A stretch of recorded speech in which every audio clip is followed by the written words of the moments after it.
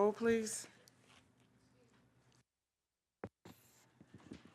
Mrs. Summers is absent. Dr. Taub? Here. Ms. Newman? Here. Dr. Hans? Dr. Klotz? Mr. Rubin? Ms. Kucharek? Here. Mr. Landsman? Mr. Furman? Here. Mr. Torres may be late. Ms. Guadalupe? She may be late as well. Ms. Bernard? Thank you. I would entertain a motion to approve the agenda for this meeting. So moved. Second. It's been moved and second. Is there any question on the motion? Hearing none, all in favor? Aye. Any opposed? Thank you very much. This is our first opportunity for public comment. Public comment is very important to us because it's a chance for the board to hear directly from you. Did we put a sheet out? I see somebody's approaching the podium. Please give us your name and address, please. There we go. Hi, my name is Grace Trudell, and I have an office at 2525 Pontiac Lake Road in Waterford. I am a business rep for the OCHN employees here with the Oakland County Employees Union. I just wanted to bring to your attention that we are in the bargaining, approaching close to a year now, and we're asking for your assistance. There've been some minor language changes, but the main concerns of the group are wage increases, and this is where you can be of assistance. It's been a long time since any increase has incurred other than a 1% years ago, which is still not enough to keep up with the cost of living. We've been working with Edna and Annette diligently to resolve the issues that they have, and we hope that we can do that soon. So I appreciate your time and consideration. Thank you. Is there anyone else that would like to make public comments at this time? None. We'll go on in our agenda to Oakland Housing Link. Can you hear me okay? Okay. I am here with Shelley Brinkman from Community Housing Network and Mark Craig and Dawn Pischel. They are going to, or I think Shelley specifically is going to give an overview of Oakland Housing Link. I know some of the board members are new and may not know what Oakland Housing Link is, and others may just be looking for a quick refresher. When OCHN was going through the process of centralizing the specialized residential and community living supports contracts, one of the things we needed to find an efficient way to manage was the vacancies and availability of housing for people served. Community Housing Network is well known within Oakland County and also in the metro region for being an expert in housing services, a leader in housing services, and they had, and I'm using IT language that I don't fully understand here, but they had a platform that was already developed for another region to be able to look at where housing may be located and do some of this tracking on our behalf. So we partnered with them to develop Oakland Housing Link, which is sort of like, and my vision for it at least, is sort of like a Zillow type search option for people who are accessing services through the public mental health system. The first phase was really making sure all of those specialized residential or licensed group homes were available in Oakland Housing Link, and then moving into phases where we would have other types of unlicensed housing options available to people. So Shelley is going to actually give a demonstration of what Oakland Housing Link looks like today. If people have questions, I think we're going with a more formal conversational approach, so just ask as they may come up, or if there's things that you specifically want her to show you in Oakland Housing Link.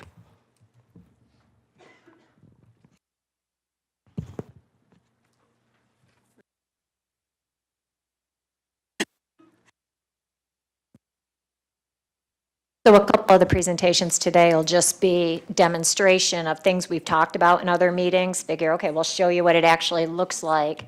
And one of the things we will talk about after they demonstrate how the tool is used is who should have access to the tool. So there's been kind of a debate, and Jillian developed like a pros and cons document. as to whether just case managers and support coordinators should be able to use this tool, whether we should open it up to more people, those kind of things. So I had said, well, let's go ahead and have you guys take a look at what it looks like so we all have an understanding of how the tool is used, and then we'll chat about how to expand use of the tool. Hi. So this is the OHLink website. I've logged in. There's two types of users right now. There's a support broker, who is the person that if you had questions or you wanted more information that works for CHN that you would call. Is that better? Okay. And then there's the support coordinator, case manager access, which shows a little bit less information because we have the ability as a broker to see some notes. Somebody like who's a provider of services at a home might want to give us a little more information on the behaviors, for instance, of people at the home. We don't want that public information. So here's, when you first open it up, it defaults to a search for licensed homes.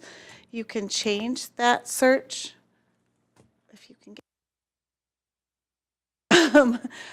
up at the top under home type, you can switch it from licensed homes to unlicensed homes.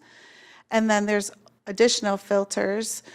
You can say if you're looking for a person who would most likely fit with other people who have mental illnesses or intellectual and developmental disability, a man or a woman. Maybe you only want to live with other men or other women, or co-ed if you're looking for a room to yourself versus sharing a bedroom, if you need something that's barrier-free. And then in this view, I can see if this home provider, if it makes sense because the people aren't very vulnerable, that someone with some aggressive behavioral issues could move in. If you're a support coordinator, you're not going to see this. This is on the broker side. So if I go back and I'm just looking in here, in this case for, let's say, someone with a developmental disability, it will populate all the homes with pictures, and then you can click on those. You can see here on a map some details of the surrounding areas, maybe where lakes are, crossroads. And then if you click on the picture, it will give you some more detailed information. For the licensed homes, it'll tell you the exact address. That's public information on Lara. And if you go to the, if you're on the unlicensed settings, it just gives you the city. So then down below, it'll tell you specifics on each opening, because there could be one opening is a shared bedroom, one opening is private bedroom. So it gives you the information per opening.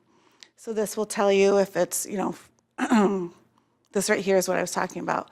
Maybe some notes. Like this, I can't read that far away. So this home is able to provide for people with high medical needs, it says. So that would be some, you know, additional information that somebody might need to know. Excuse me, I'm sorry. So we're just supposed to jump in if we have Yes. questions? I feel so impolite. No, it's good. Okay.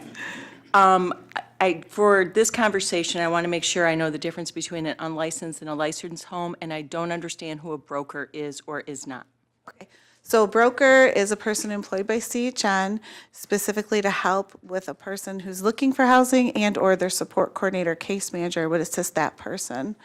It is a Medicaid billable service. To be a support broker, you're kind of like an assistant to a support coordinator is how I think of it.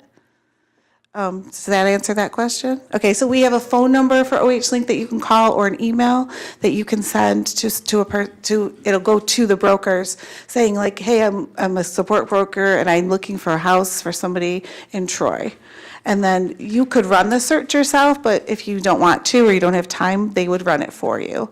So they're really assisting in the whole process. They would have access to materials. They have that- access that to- the public would not. Yes. Okay. And then the licensed versus unlicensed. So a license is a licensed specialized residential home. So those are the licensed homes that OCHN pays for the provider and the people to, okay.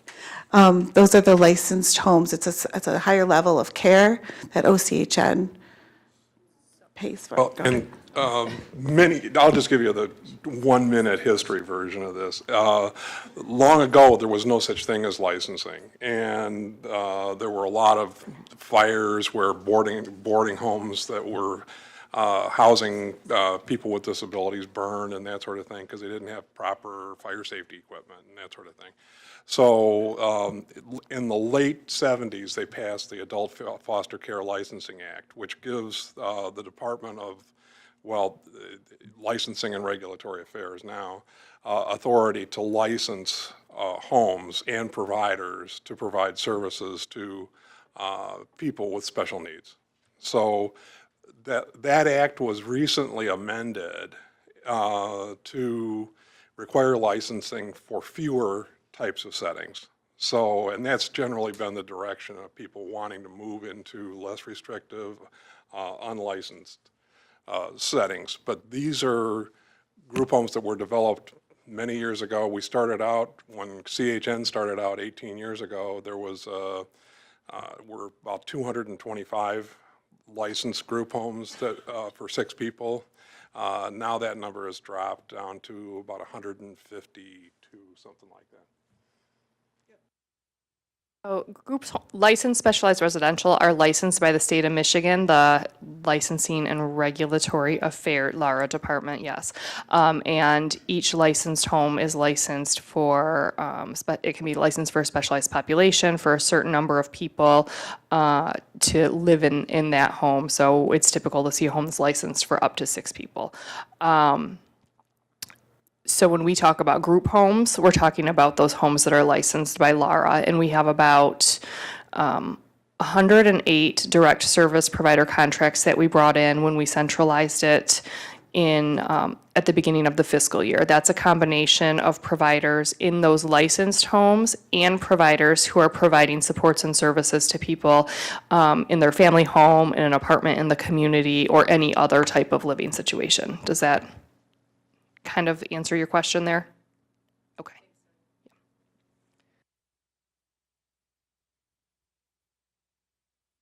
It makes me nervous to have anything unlicensed that we're contracting with. So our strategic direction is to move towards more unlicensed. And the reason is we want the people we support to live in a home that they fully control the front door, meaning it's their home and they decide who the staffing agency is, who the caregivers are. Licensed homes are more regulated, but they're also more restrictive. So it is our strategic direction to give people full empowerment and flexibility and freedom to live where they choose, with staffing agencies coming in to provide them with staffing supports. But the name on the lease is most empowering when it's their name on their lease. An example would be if somebody wanted to change their provider. Let's say 4 people live together and they didn't want to hire ABC agency anymore. If it's their home and their name is on the lease, they can get a new provider, no problem. If they're in a home that somebody else owns or a licensed homes to the provider, they have to pack up their stuff and move.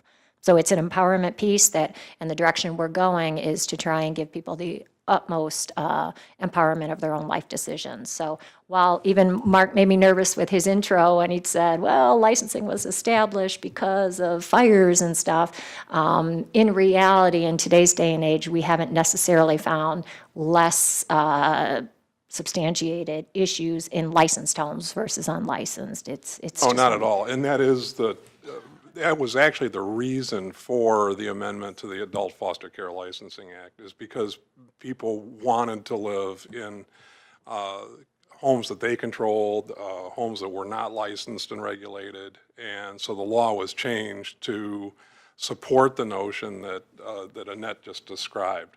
So in reality, the licensing workers come once a year to do a spot check, and that doesn't make for healthier, happier, more valued services. It makes for a once-a-year preparation for a spot check.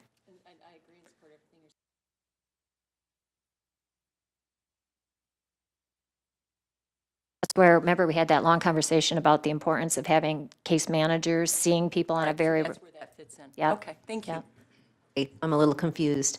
have a question about the unlicensed too. So do we have set up like once a year where we have someone on staff that inspects it and what our minimal safety procedures are for unlicensed homes? Or what's the situation with the unlicensed home?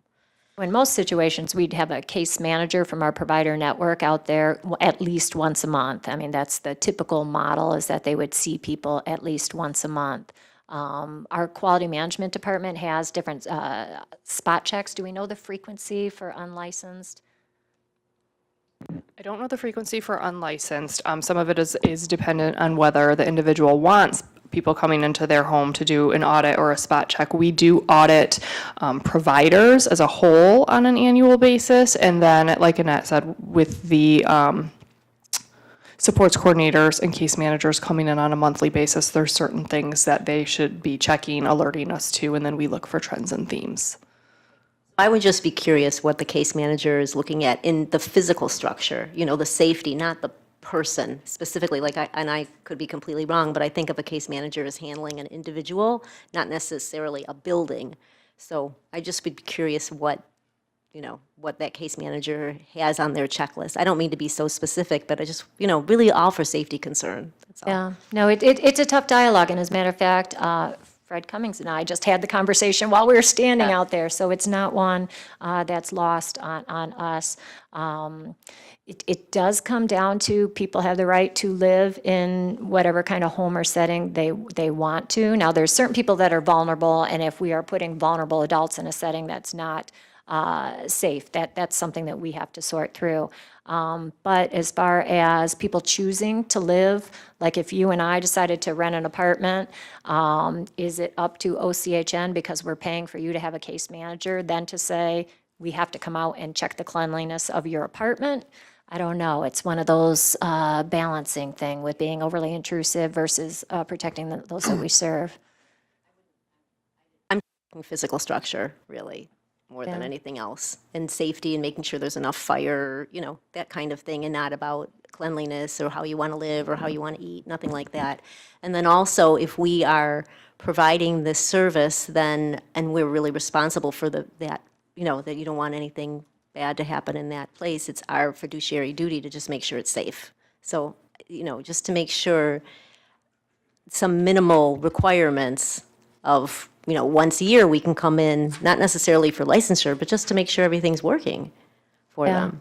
Just the thought process. That's true, and part of it is that we have such a spectrum. We have people that live in their own apartments and have supports and services, but no hourly support assistance, you know what I mean? And there's that, all the way up to people who have 24/7 and cannot be alone for a second. So probably what we need to figure out is what the threshold is, based on the vulnerability of the individuals and their ability to maintain their own safe environment versus we have the responsibility to make sure the environment is safe. So More and more cities have a rental inspection, so the landlord is subject to an inspection on a usually annual, could be every 2 years, that they're going in there and they're looking at those physical structures, the roof, the leaks, those kinds of things. So there is usually some oversight on that structure outside of the system. City is doing this? Yeah, they require a landlord to have a rental inspection and get certified to be a landlord, to have a rental. And that is fairly common too. Most cities, I would say, do that. Yeah, it wasn't always, but it's more and more, like, everyone's jumping on that. Because the Michigan Building Code has changed to have stricter regulations upon those that rent, to have health safety measures in place for those who are renting. Kathleen is going to get your feedback on our strategic plan for the upcoming year, and I know having a housing strategic plan is going to be part of that, because not only are you bringing up things that we probably need to iron out in a more detailed way, our advocates have brought up similar concerns, so we need to be responsive to that. I had a question about behavioral issues. Who makes the notations on the files? Like the one that's on this one, not refer individuals that display aggressive behaviors or challenging behavioral needs?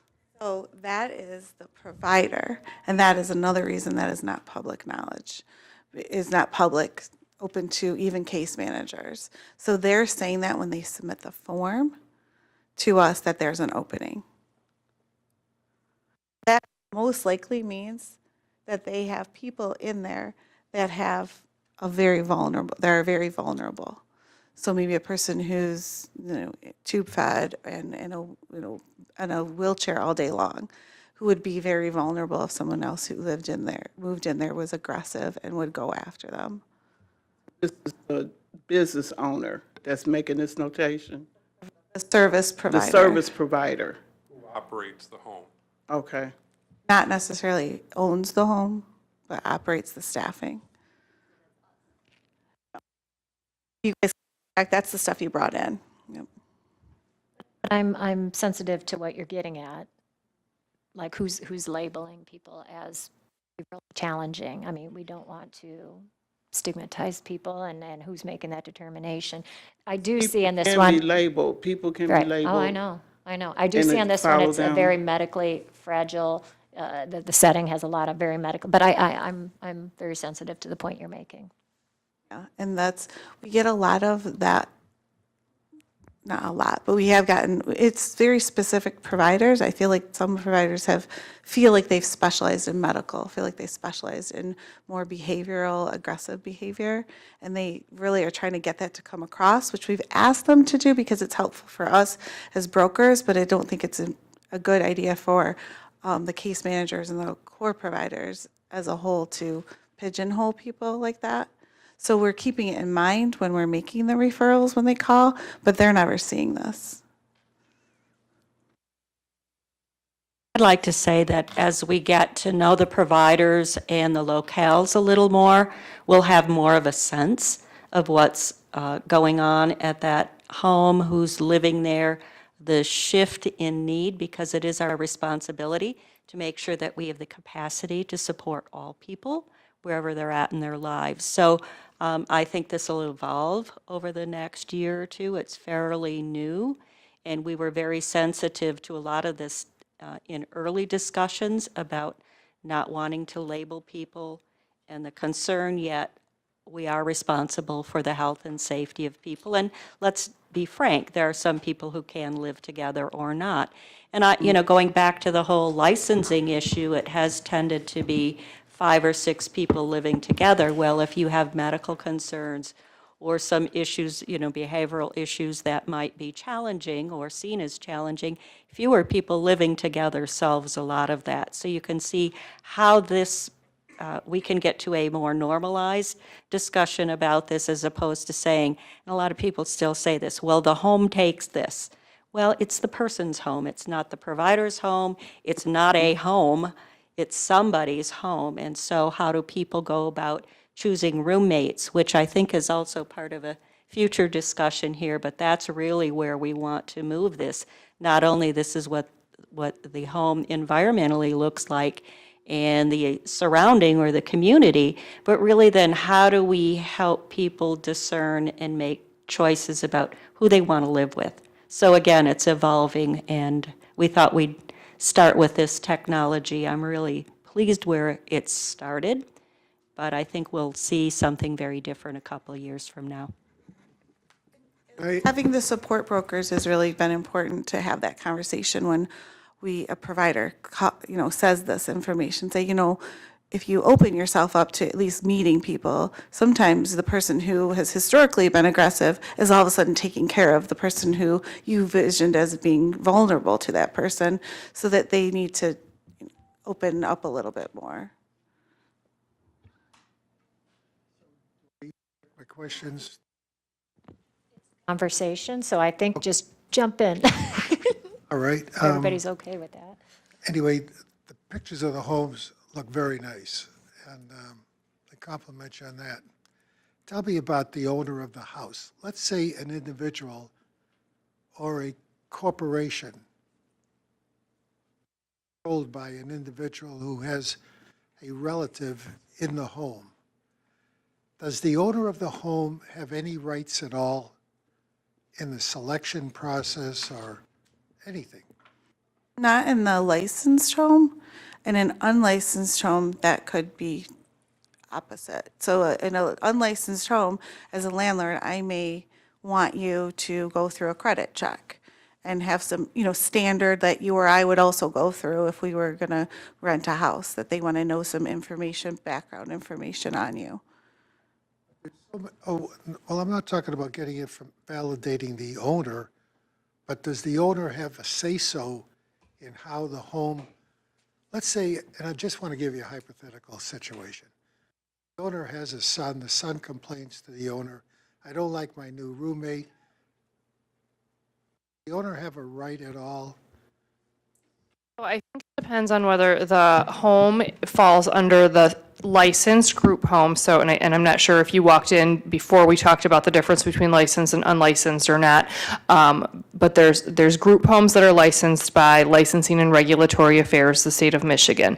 In that situation, the provider, along with the provider, meaning the provider who's providing the day-to-day services in the home, along with the case manager and the supports coordinator, case manager, supports coordinator at the core provider agency, and the people living in that home make decisions about who's living there. So in the situation you described, no, the owner of the home could not necessarily come in and say that Joey can't live here anymore. In an unlicensed situation, and this can present some challenges when a parent owns a home that their son or daughter lives in, you are then the landlord. So there has to be landlord-tenant responsibilities outlined, and in that situation, the landlord would have more of a say in who lives in or does not live in the home, but nonetheless, you would have to follow whatever the lease rules are related to that. So it couldn't necessarily be that, the two people don't get along, but Joey, I think was the name I used, doesn't want to move out, then you would really have to talk about what makes sense. Did that answer your question to some degree? Okay.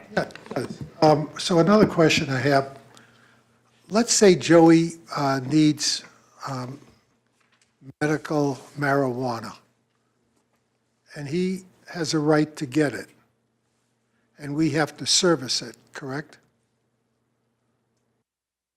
This has come up. It doesn't come up often, and I don't even know if it's been a real scenario or theoretical conversation. And I could be speaking out of turn, but the stance I have heard is Joey could be entitled to medical marijuana. The staff hired with Medicaid funding would not dispense it or be part of the dispensing or giving of medical marijuana, if that makes sense. That doesn't make sense or not, but I understand what you're saying. That's the Yeah. stance I have heard other places Okay. taking. I don't know that we have had to take a position on it. I haven't heard of any. I'm just trying to find out some situations regarding, I'm sure it'll probably come up sooner or later, but to Yeah. date, it hasn't made it to us, but I've heard of other places. what's the difference between a service manager and a case manager as far as duties, responsibilities? Coordinator versus case manager, or, because I guess I'm not sure what Well, a service I've manager heard is. several descriptions tossed around, at least 3 of them. So what's a service manager? I'm not sure what a service manager Maybe I have the wrong is. title, but what's the, So supports coordinator and case manager, and others, please feel free to jump in. But typically, we identify people supporting those in the IDD network as supports coordinators, and adults with mental illness as case managers. Case management, by Medicaid definition, is more intensive than supports coordination, and there's some other roles and responsibilities associated with it. But for all intents and purposes, both roles are linking, coordinating, and assisting people to achieve the goals that are outlined in their person-centered plan. last question, how many homes as and I think you did say a coordinator, how many homes would that person be responsible for? Coordinator or case manager. The caseloads for organizations vary to some degree, and I don't think I could answer. I would have to take a look at how it's typically allocated among the different networks. So I could maybe get back to you on that. I don't want to give an answer and be incorrect. Okay. Are there any other questions? regarding the number of support brokers and like how often are they told that they have to get back when they, given a message? Do they have like 24 hours, a week to get back to somebody? What is our time to get back? Same day. It's same day. 2.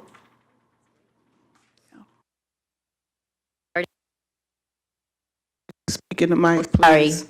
is it one caseworker per location? Depends to some degree. So we have 4 core provider agencies that provide services in various licensed settings. If there's people being served by multiple core providers, there's going to be multiple either case managers or supports coordinators. What you do tend to see, and there's no hard and fast rule on this, but you do tend to see that if 5 people who are all receiving services from the same core provider agency are living in the same home, that it's 1 case manager. But that's not a specific rule. I just wanted to point out, so you guys know, we brought the contracts internal in October. And one of the reasons we brought the contracts, the subcontracts for these homes to OCHN is we wanted to make sure that resources were available to all people. And it wasn't, oh, well, if you're with Easter Seals, you have access to these places to live. Or if you're with CNS, you have access to these places to live. So I think when she was doing the example, she clicked a male with a developmental disability and 53 options popped up there. So it's just an example, since we brought these contracts in-house and now Community Housing Network helps manage and make sure we know where all the opportunities, and I hate to use the term vacancies because these are housing opportunities, just for if you happen to be a family with a son with developmental disabilities looking for a residential opportunity, 53 are available at your fingertips right there. So that's kind of the idea of why we developed the tool and one of the benefits of bringing those contracts internal all in one place. So we have a little bit more idea of the scope and capacity to serve people. So as we have the tool available now, one of the big questions has come up: who should have access to view, see the vacancies? We've had requests from families, advocates wanting to do their own search for housing. So I kind of asked Jillian and the team to give us some discussion about the pros and cons of that access issue, mainly so that we can hear your reaction. We certainly don't have to make a decision at this meeting, but it's come up as a request.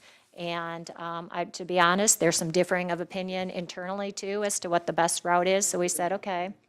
And yep, so it's in here and it's in your packet as well. Okay, so we're going to just talk about the pros and cons and see if you guys have any reaction or feedback on it. As Annette mentioned, this has come up as a question or a request from various advocacy organizations and some people who are either family members or directly receiving services as to whether we can or should open up access beyond who currently has access to Oakland Housing Link. So right now, obviously, staff at Community Housing Network have access. The staff within core provider agencies have access to Oakland Housing Link, and there may be like a couple of people within OCHN here who have access but aren't utilizing it for working with people directly. So we've had some conversation internally, and as Annette mentioned, we haven't come to a consensus, and we have some, I don't know if internal disagreement's the right word or right phrase, but we have differing opinions and haven't come to consensus. So we talked about just going through some of the pros and cons here with the board, getting some feedback, and kind of moving forward based on the conversation today and any follow-up we might need to have. So these are not in any order of importance, and are really just me writing down the various pros and cons that we've heard. So the first and probably most obvious pro is that it allows people who are served and or their families to independently search for potential housing options. So I know Shelley mentioned that, or stated that supports brokers call back within 24 hours, same day response, and we certainly do see that. Case managers and supports coordinators are historically in the lead in terms of working with people to identify housing options, but some families and people served want to do that on their own or want to take the initiative to do that, and it promotes transparency. Some concerns or questions associated with that would be, are there limits on who can access Oakland Housing Link if additional access is granted? So for example, if a family member is not a legally responsible relative but wants to have access, can they have that access? Are there releases that may need to be in place? Does access extend to other community organizations, and what does that mean? So that's one of the pros, but then some additional questions associated with that. I should have probably asked the board before I started, do we want to talk about each one, or do you want me to summarize all of them and then open it up for conversation? I'm not hearing anybody, so I'm going to jump in. I think summarization Summarize, would be okay. good, and then have the And then conversation. have the full conversation, Thank okay. you. Okay, so really the next pro goes right along with people served. Access has been requested by some advocacy organizations and certainly as well as people served, that promotes transparency and self-determination in decision making. Some of the concerns or cons are related to privacy and safety concerns. So when Shelley was showing Oakland Housing Link, you saw addresses. So those addresses are in there for all licensed settings. Laura also shows addresses. So we link right to Laura, and if you're looking, you can get an exact address of where people served live.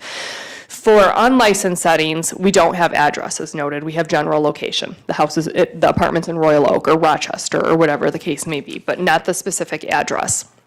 So some of the concerns associated with that is there's really no safeguard in place on our end to be able to prevent others who may have access from identifying a potential home, going out to that home unannounced. We really can't account for any safety issues related to that.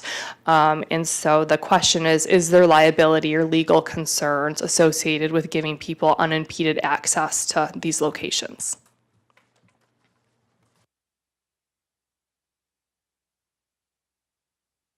Along, individuals served must qualify for the level of care associated with a licensed setting. So again, giving somebody full access, we would have to attempt to put some safeguards in place that you may identify a home where you want to live, but if you don't need the level of care associated with that licensed setting, then that's not something that we would be able to move forward with. So right now, that's not in OHL. If we did move forward with opening access, we would put some kind of like warning or agreement to that, but certainly you are giving people full access to housing options that may or may not be available to them based on their level of need. So that's one of the concerns or questions associated with it. This does not seem to be in the same order I have, so my apologies here. Eliminate some of the bottlenecks associated with referral committees. So some organizations have what they refer to as referral committees when looking at housing options for people. One of the things we did do was ask core providers what they would like to do, and we've surveyed them, and by and large they are not in support of opening up access because they think it's going to create some of the confusion and bottlenecks that we've discussed. Direct service providers, on the other hand, would like it opened up for access when they were surveyed. One group we have not surveyed yet is people who are actually receiving services. I suspect it's probably going to be a mixed response, but we haven't surveyed them, and that's an area where we may want to consider having some conversation as well.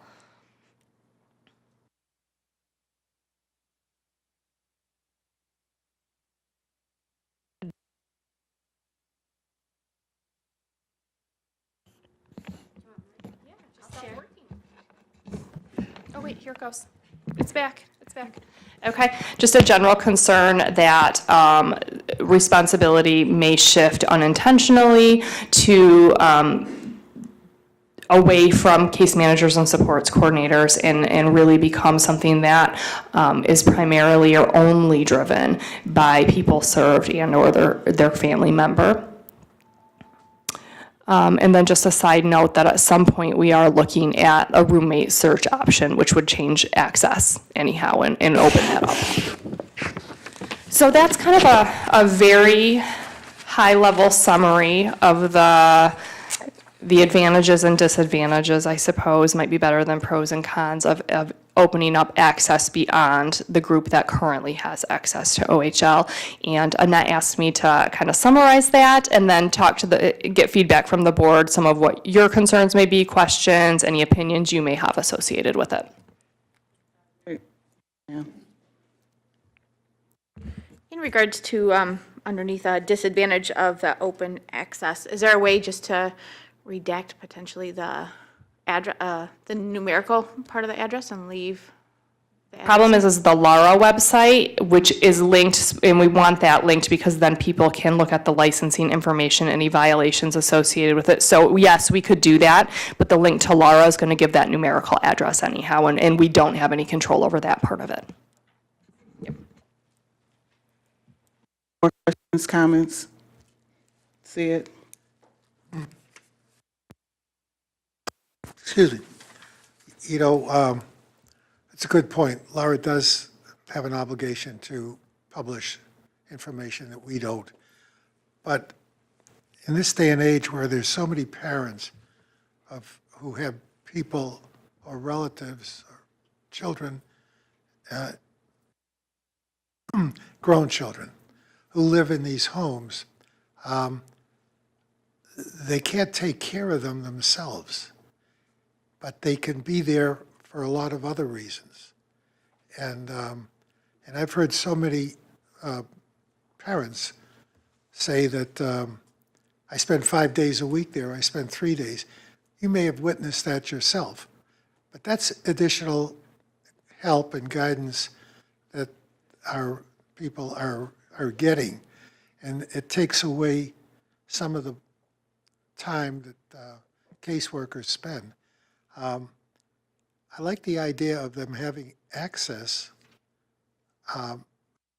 drive-by access, to see if the home is close in vicinity to where the parents live or the relative who's giving the service lives, because it makes it a lot easier for both. One of the things on the website, you can sort the list of homes, and you can put in your home, if you're the parent looking, you could put your home address and it'll resort everything based on distance. So it would say, this home's 5 miles away, this one's 6.3 miles away. So even without going to drive by, you would have that information. Certainly, whether access extends beyond the group that currently has it or not, we would encourage support and want the individual served and his or her family to go and visit and take a look at the physical structure and how far is it from home before we make any final decision about a move. So certainly agree that we want people to have eyes on it one way or the other before anybody moves. Well, this is really a case where administration is working with the person, the adult, to help them make the decision as well. Absolutely, the The way purpose. it should be. Yeah, the purpose really of Oakland Housing Link, to give a quick one sentence, I guess, summary of it is really to provide the person served and his or her circle of supports with resources and support to make those decisions. I guess I'm concerned that to balance the needs of those that you've just described compared to those already living in the home. I fear that they're losing a lot of privacy and being open to vulnerability. There certainly can be the balance struck by having the caseworker work on behalf of the person looking for the new account and still maintaining health and integrity and privacy to those already in the home. So I would be in favor of not having this open to the general public for that. Any other? The exact debate that we've had internally. Yeah, you just, right there, just nailed exactly why we're struggling with it.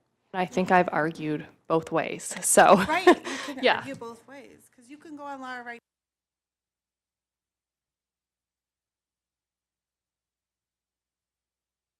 Mike, speak in the mic, please, because they can't hear you. But we're not Lara.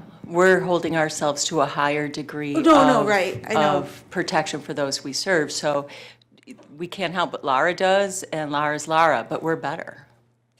I like that. Hadass.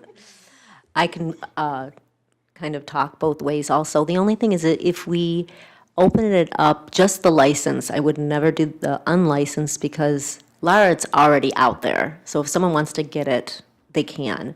But if we were to do that, it seems to me we could have them, whoever we give it to, have them sign some kind of document, you know, that they will not go to the home without the broker. You know, they can do the research, but they can't actually physically go there. And if they do, then, you know, there's some kind of restriction on them in that home. It like, you know, so it doesn't help, it won't help them.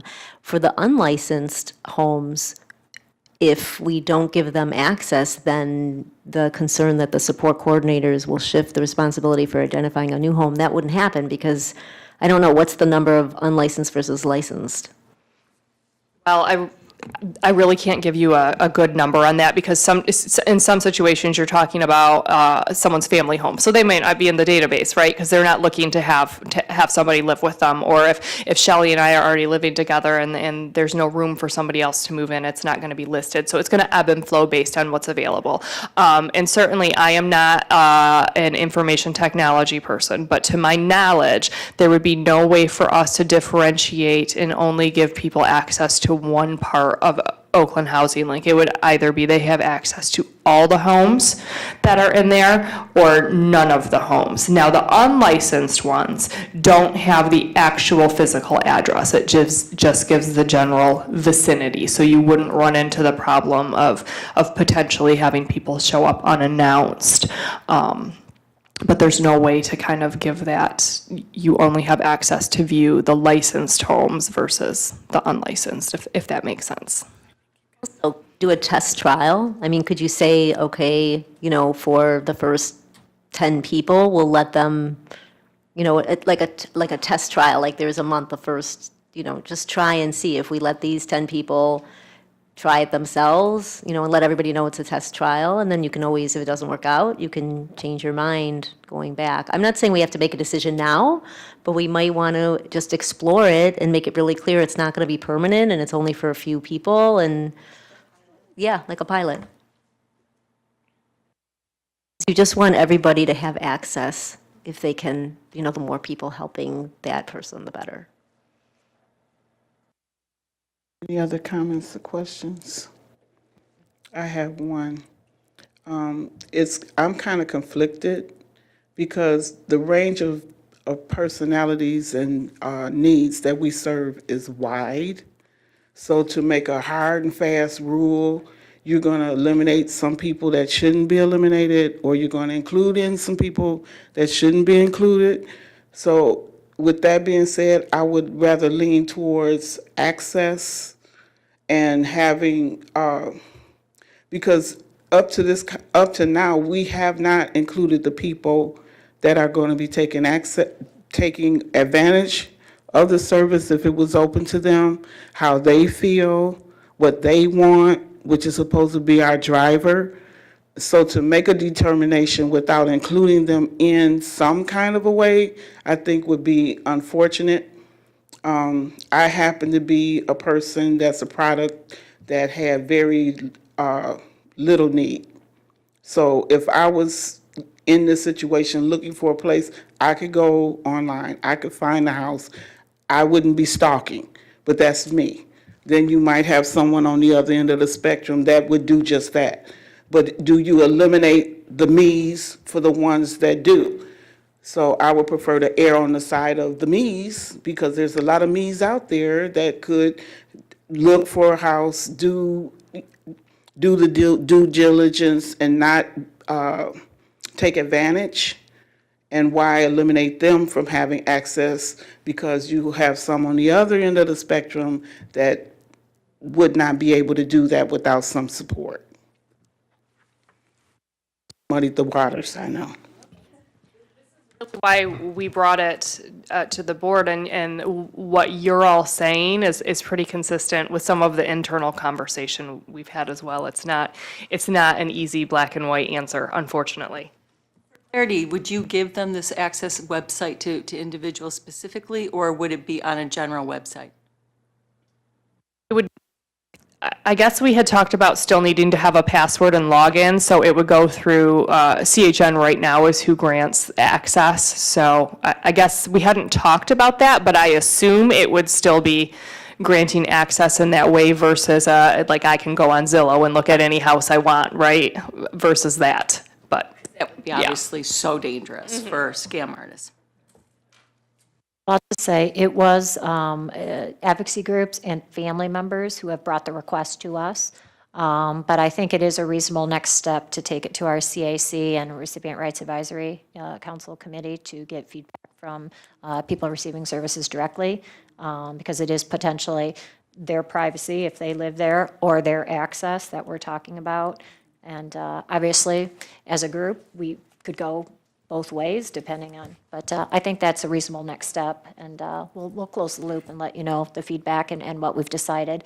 This has been part of our phased approach to making sure that people know what their opportunities are, so I think we're going to continue to stumble on some of these things as we try to introduce technology as a way to help people have access to information at their fingertips, but we'll let you know, the feedback we get from CIC and Recipient Rights Committee and where we landed on it. Is there any way to do like a Survey Monkey, a general survey of people served, just to find out what their feelings would be if you had access to this type of information? Would you use it without any specifics? I think we can look into either, what an option may be to survey a broader group of people. Anyone else have anything else? Okay, thank you. Very good discussion, thank you. We have Kathleen with the annual plan and budget.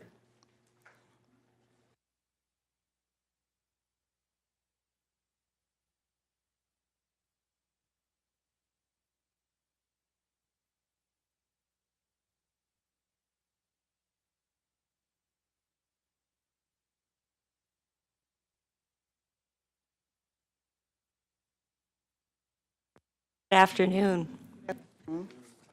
Many of you who have been with us for quite a while as board members know that we go through a strategic planning cycle. It's a 3-year cycle, and then every year we do an annual plan, and we certainly have done that for as long as I've been at this organization, and I believe the annual planning process is something that's required by the Mental Health Code. So it's time to talk about the fiscal year 20 annual plan development, and the purpose of being here with you today is to provide a framework for discussion, but also certainly first and foremost to get your input on what you think is important to the people we support, what's important to you as a board member, and what needs to be included in the annual plan. So what I'd like to do is just take you through a few slides to give you the backdrop. Again, we have a few new people on the board, and so I'd like to talk to those folks, probably at the leading edge, but also remind others on the board of this cycle. As I said, we have a 3-year strategic planning cycle. We had a strategic plan that was approved last fiscal year, so our annual plan this year will be the second year of our strategic planning cycle. Last year, we had both the approval of a strategic plan, and then we turned right around and had you approve the first year of that strategic plan. So that was the FY19 annual plan.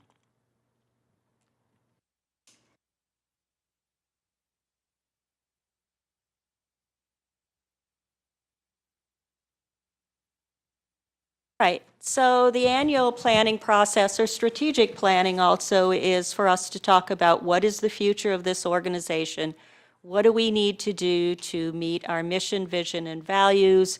We take a look at services, programs, practices, procedures to accomplish the mission, and then we look at what kind of service utilization or resources are needed to accomplish our mission, vision, and values. We look at money, staff resources, expertise, facilities, and including this building was part of one annual plan, or two, perhaps. Take a look at our mission, vision, and values, and we do that every year, probably more specifically in strategic planning, but we have in the past provided some modification, even if it's a word or two, to our mission, vision, and values. We know that an annual plan or a strategic plan, although it lays forth goals and objectives for the year or 3 years, it's always a dynamic process and open to change because we look at what are the opportunities and threats for the strategic planning cycle, or what's before us in the next 12 months. Some of the areas that we've talked about in terms of disruption sometimes, certainly the change in the integrated healthcare field has had a real impact on us. We know that Section 298 is something we've been tracking for the last number of years. Our budget reductions in general fund, rebasing in Medicaid is also something that we've looked at. We look at Healthy Michigan when it was initiated. We've looked at changes at the federal level, state level, and then what's happening locally. And of course, we always look at our strengths and weaknesses and what resources are needed.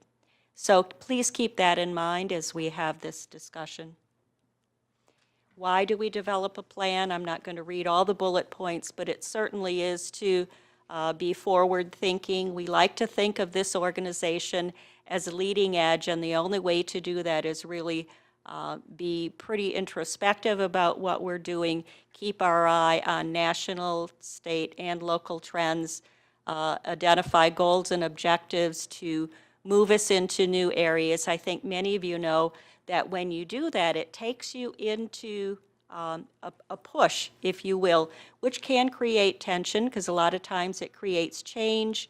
It creates what we like to call, or I like to call, a way for us to do calculated risk-taking. We certainly did that with value-based purchasing, and we're still in the process of making those kinds of changes. So that's an example. We solve problems, we survive and flourish with less. We know we've really been challenged in that area, and it's just generally our way of doing business is to create an annual plan. And I think, quite frankly, what differentiates our organization from other regions or other counties across the state is that we've been pretty forward-thinking in our strategic planning and have moved ourselves into those areas that create change. What do we need to do? Certainly we need to meet with people and families. I'm already scheduled into the Citizens Advisory Committee, strategic planning work group. Some of the groups that we have inside these walls who meet and are pretty well represented by the people we support or family members and advocates. We do have a community forum that is typically scheduled. It comes at the end of a draft plan development. That's in August. We are meeting with you. We meet with staff. I have several staff team meetings on my calendar already. We do have a survey, an annual survey that we complete. I'm looking at the final draft right now that will be on our website and pushed through various media avenues. Christine takes care of all of that. That tends to be the way we get our largest input from the people we support, family members, and quite frankly, our community at large. We work closely with the health division. We're on their list also, and they push out the survey to the public in general. I think we had over 500 or 600 surveys completed last year.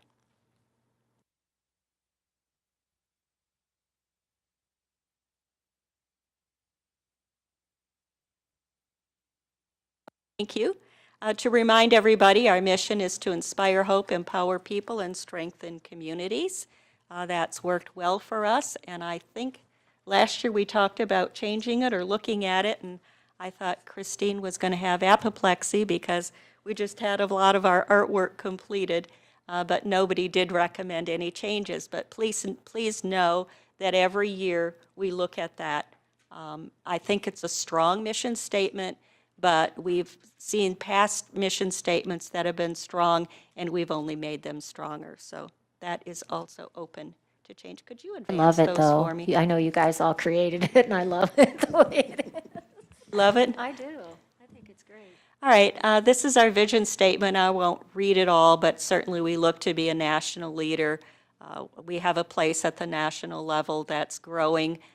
We certainly do a lot of statewide presenting. People call upon us, especially in terms of value-based purchasing, trauma-informed approaches, substance use services that we provide. So, and we do respond to our community. Again, I just want to say we have a lot of community partners, and many of us in this building sit on various committees across the county with the school systems, the health division, other county organizations to make sure that we're working as efficiently and coordinated as possible. We have a lot of values. We did add a couple of value statements, or at least one value statement last year. Annette brought to us using language that promotes dignity and respect. A lot of times we think people understand where we are headed and what we stand for, but sometimes you have to put it in writing to make sure people can pick up the documents that we have and move them forward. We promote equity and choice. Others, I talked about collaborating with our community. We lead with integrity, accountability, and transparency. Again, please take a look at these, and there's always an opportunity to add or modify the languaging. There's a lot of words in our annual plan, and I forgot to tell you that included in your packet is the FY19 annual plan, and we'll be referring to that, or you can use that as a guide when we get to the goals and objectives. But in that annual plan, you will see the entire verbiage of the principles and practices, but these are just the major areas that are covered, from peer services, fiscal responsibility, family-centered, person-centered planning, zero suicide approach that was added, newly added last year. Trauma-informed approaches, we launched that about 6 years ago and added to it. So recovery and prevention are also very important to us. So these are the strategic priorities that were identified last year in our 3-year strategic plan. It tends to be the framework for goal establishment as well as objectives under those goals. And I just wanted to remind you that these are actually in alphabetical order, so it doesn't mean there's a priority of importance. We have administration and operations, advocacy and empowerment, budget and finance, healthcare and wellness, supports and services, and technology and innovation. So what I would like to do is talk to you about the FY19 annual plan. I usually remind people of what we're working on and whether that might be continued, because what we found with the strategic planning is there are goals that take multiple years to accomplish. So some of them have been continued, and then we have some new goals. And certainly over the course of the year, as we've talked about where we currently are, new information comes to you as board members. Some of the goals or objectives that we established in the FY19 plan may need to be modified, and we've already heard input from you throughout the year. So please know that as we go through this, what I'm looking for is some type of dialogue to say, hey, this makes sense to continue, or gee, in this area, we think we need to focus on this based upon some of our experiences through the last year. And do you want to point out that you put this in their packet if they'd rather give you some notes too? I will, that also. Yes, one of the things we talked about is we can have dialogue here, but there may be some notes that you'd like to turn in either at the end of this conversation or at any point in time. I always tell people the annual plan is not finished until the board gives the stamp of approval. And for those folks who don't know, the board usually does a formal vote on approval of the annual plan. I like to think approval of it in September, as the new year starts October 1st. So we've got some time for input, and don't feel like you have to complete anything in writing, or if you drive home and you have an idea or the next couple of months, please let us know. The handout we have lists the 6 priority areas, so you can take notes under that. So let's go back, if you will, to the first area, administration and operations. Many of you know we've done accreditation, or NCQA, National Council, let me get it, National Committee for Quality Assurance accreditation. We're working on that. We expect to have a survey in July of this year, rapidly approaching, and we expect to be accredited at that time. So this has been in our annual plan for the last 3 years. For those folks who don't know, I'm expecting that we not have to have that in next year's annual plan. Marquita reminds me it's an ongoing process, but many of the things that we do aren't in the annual plan. Not everything can be. So we're looking at priority areas. So I'm not sure how you feel about that, but that's a consideration at this point in time. Yes? National Committee for Quality Assurance, NCQA. We chose to do that accreditation because it really keeps us in sync with the Medicaid health plans. Most of the Medicaid health plans are NCQA accredited. And we felt we needed to position ourselves in healthcare. I want to remind board members, if you have comments, please speak in the mic, because people in the back of the room can't hear you. Sometimes up here, we can't hear you. Thank you. In this area, we've also focused on value-based contracting. I know that Anya and others have taken the lead to put together service models and funding around those service models. This year, we're working on substance use services. It's the last population group to move into service model development. We hope to launch it October. We're hoping to pilot it in fiscal year 20. Thank you, hoping to pilot it. So that could be a goal and an objective to continue with the pilot for substance use service models. The other area that we focused on this year was to look at the other service models for people with mental illness, kids, youth with a serious emotional disturbance, and people with intellectual and/or developmental disabilities. And every year we look at those service models and do modifications.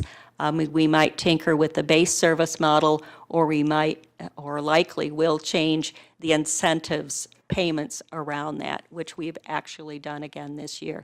So that's another option. Yes? Remind me, what is the accreditation window again for NCQA, for how long? The best score will be a 3-year accreditation. I think they go from 1 to 3 years, just like CARF used to for us. You're welcome. So those are options. I don't know if, I'm just going to sort of go through here and let you talk. I'm giving you an idea of what we're working on, and that will help give you a framework for discussion also. Provider network development and management. We had thought this last year that we would do an RFP, or request for proposal, for core provider organizations. We decided early in this fiscal year not to move forward with that. So you can see some of these goal areas we think we're going to do, and then we decide it's not in the best interest of people served or agencies or the provider network to move forward at that particular time. The other thing we certainly look at with provider network development and management is the home and community-based waiver rules and regulations. We're working with providers to meet those regulations, and I would probably see that as continuing in this annual plan for both where people live, residential providers, as well as employment providers. So I would expect we'd probably see that. Any thoughts, additional thoughts in the area of administration and operation? Well, we had at the beginning a comment from somebody who works here. So she said that it's been a year that you're working on the contract with the employees. Was that my understanding?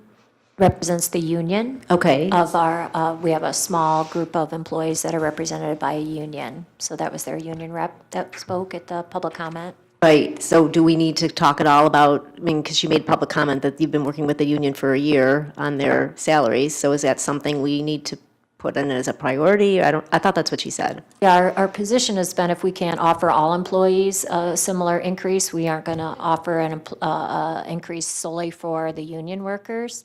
And given our financial situation, our correspondence and communication with the union has been, we're in budget deficit, we have reduced funding, we do not see increased funding. So we are at a disagreement with the union right now. We have another meeting coming up with them, but that is the gist of the conversation. And I totally agree with you. I mean, you should offer to everybody. It just that it sounded like from the government, and obviously we don't know yet, that we will have a possibility of an increase in. We haven't got any numbers yet. Until we do. Right, But- we're hopeful. Yeah. And then also we talked about, wanting to support caseworkers. And I don't know if that's considered part of our goals too, but just in the minimum amount of time that I've been here, it seemed to me that was a bit of a priority. I don't know if it's ever been a priority before to come up with some plan of how we can support them. And unfortunately, even probably the bigger priority that we hear is the direct support, the direct care workers at the very front line. Right. And, they are the ones that we have shortages all over the entire network. So we have lots of different competing entities all wanting raises. So we don't have the figures. I know Anya will give us an update on the financial outlook. They've given us some formulas on rate setting methodology, but no dollars tied to it at this time. So I know we also talked about some legality of whether or not this agency can fundraise. true. I have not been able to get the legal opinion on that I mean, there's yet. no rush, but I'm just trying to figure out other sources of funding for the agency. That's what I'm Right. asking. Which would be fantastic, because like I say, it's counting exclusively on Medicaid in the state it's going the wrong direction, for us in general. One of the things we could put in this area or take a look at is workforce improvement.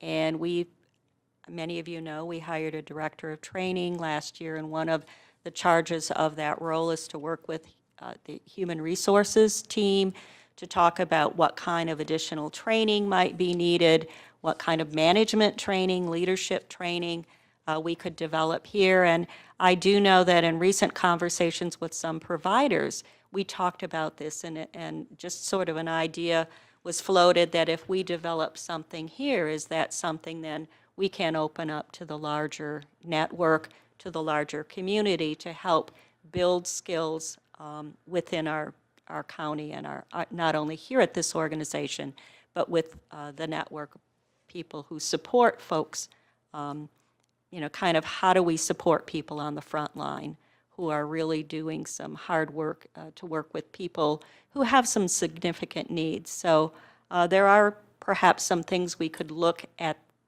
in that area, in addition to financing. It's human resourcing and how do we support the entire workforce, not just in this organization. I have to tell you, Melkaya and I did have conversations following that last board meeting, and we'll have to figure out where it fits in, but showing appreciation, like I say, if we don't have financial resources, we certainly could do more to show the appreciation to our case managers, support coordinators, obviously direct support professionals as well, but some concerted effort to try and value, even if the finances don't line up the way we would like them to.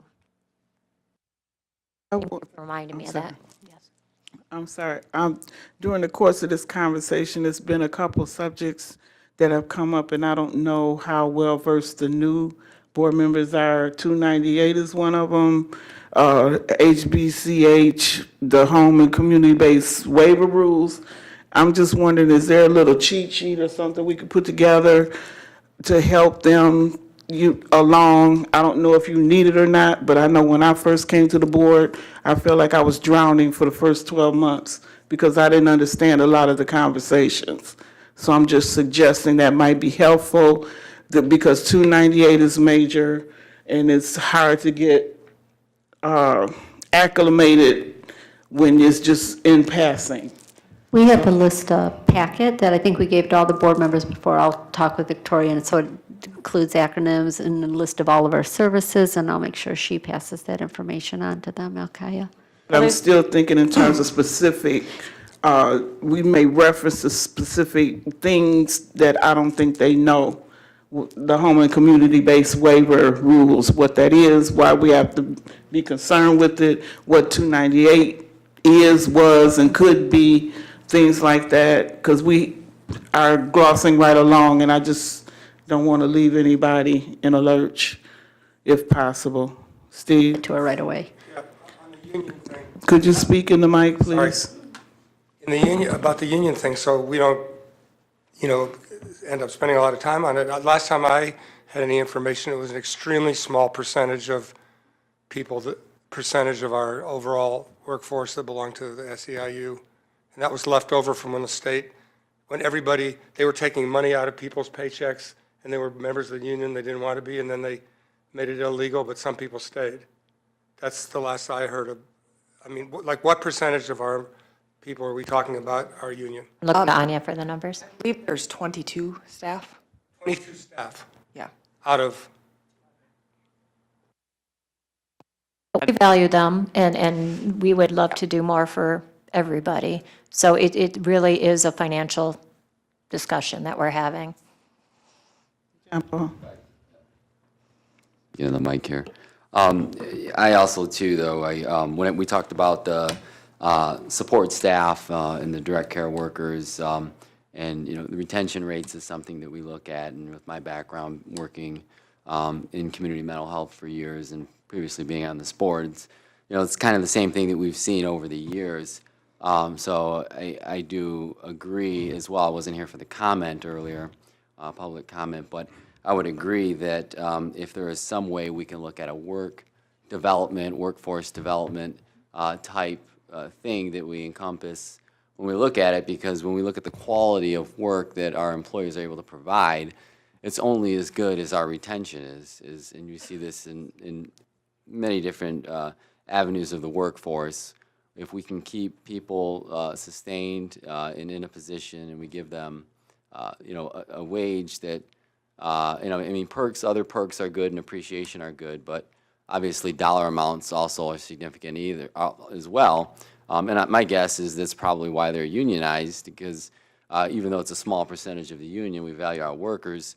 With the union, you have the strength of collectively working together to ask for these types of additional increases and to collectively bargain. So, you see in government all the time, you have 4 or 5 different bargaining units, and each bargaining unit comes to the table with a request, and not everybody gets what they ask for, but each bargaining unit gets something different. So even though they're a small amount, they still are unionized, and my guess is that they're still within their union because they're hoping that as a force of 12 or 13 or 15 or whatever it is, that they could get some type of some increase or whatever it is that they're asking for. So I think that's a great idea, some kind of workforce development that we could encompass, but that's just my thought. Okay, thank you. I might also note, going back to acronyms or the learning curve around here, there's about 10 pages of definitions at the end of the annual plan. We learned a long time ago that as we moved in new directions, or to remind people, we've added some definitions, although I notice NCQA is not defined in there. HCBS is, however. It's at least a start. You're welcome. The next area is advocacy and empowerment. There's a lot of bullet points there. The first bullet point we've been focusing on this year is civil rights and guardianship, and under that is a goal and objective around supported decision-making. Many of you know, especially for people with intellectual and developmental disabilities, we find high percentages of guardianship, and we work here to ensure that people retain their civil rights to the fullest extent possible, and that there are advocates and family members who speak on their behalf through person-centered planning, powers of attorney, something moving along the gradation toward guardianship if indeed it is needed at all. So we have a local group that meets monthly, and we're working at a state level. So I would suspect that we will continue to do that. The goal is to increase the number of people who are involved in supported decision-making and the inverse reduction in guardianships. Yes. Possibly changing the wording there instead of guardianship to supportive decision-making I within the think document? we can do that, yes.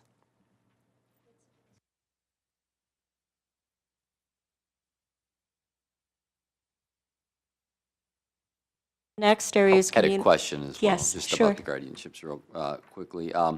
With regard to the guardianships, are there any kinds of trainings or anything that's done in the instance where we actually, there are people who are guardians, is there trainings or anything done to that extent to help them better understand their role or? We do not do that specifically here. I know there is a training, or at least a day orientation at the court, not only around guardianship but conservatorship. At the state level, we, working with the Developmental Disabilities Council, they've just launched a video that was previewed, I think a month ago at a conference, and so we're getting ready to work with that here to push that out, to educate people. That was why I asked. When I used to work in Oakland County, we used to do a guardianship training at the court, and I remember a lot of people would tell us that it was very helpful and informative. And I think even though we look at guardianship as being a last resort type thing, that it could be beneficial to our groups, whether it's our place or not, to provide guardians the education, I guess, and the information, I guess you could say, that would allow them to be and do it in the best way on behalf of the individual while protecting their civil rights. Right. I think that certainly will be a good goal and an objective going forward, to educate people not only on supported decision-making, but if there is a guardian involved, what really are their responsibilities. And the statute says many things differently than the way we often see guardians working with people, because they are supposed to involve them in decision-making as much as possible, even if there's full guardianship. So you'll see more of that in this. And if you could write down if you have any particular nuances that you'd like to see in the plan, please let me know. Community education is something that Christine Burke has certainly taken the lead on. We've had advocacy work groups. I think many of you sitting around this table are participating, and certainly if you're new to the board, you are invited to join us. So we will continue to work with the advocacy groups to identify those areas where advocacy is needed and what our strategy is, our talking points, and how we're going to move forward to advance those areas in advocacy. This last year, we've had launching a hashtag Less Labels, More Respect initiative. Thank you, Annette Downey, and others for, again, bringing attention to the fact that how we talk about people, how we lead in our verbiage really tells us what we think about people, and we always educate people on how we talk about folks that we support. And we've seen some very strange languaging develop over the years, and moving back to guardianship or supported decision-making, even in the video that you'll probably see at some point in time, a person we support says, I'm my own guardian. And I like to remind people we never say that about ourselves, that we're our own guardians. We have no guardian, or we have full civil rights. So as as a system, we've done some strange languaging that we're trying to undo. Christine, anything you want to add in this area you think might be moving forward? I'll put you on the spot. Oh, I'm sorry. May I do that? Sure. Okay. Why not? We're Put her on the spot. Put her on We're the kind of free-flowing here, aren't we? Now guy's laughing, she's thinking someone's putting her on the spot. I just want to add, and I've said this before, that community education and engagement really is our strongest point of advocacy. We can talk to legislators, we can talk to the community about our value, but when they see us in action, I think it is the most impactful and leaves the greatest impression about why we are important and how we can help those we serve achieve the life that they want to lead. Then I wanted to note self-determination does fall under advocacy and empowerment.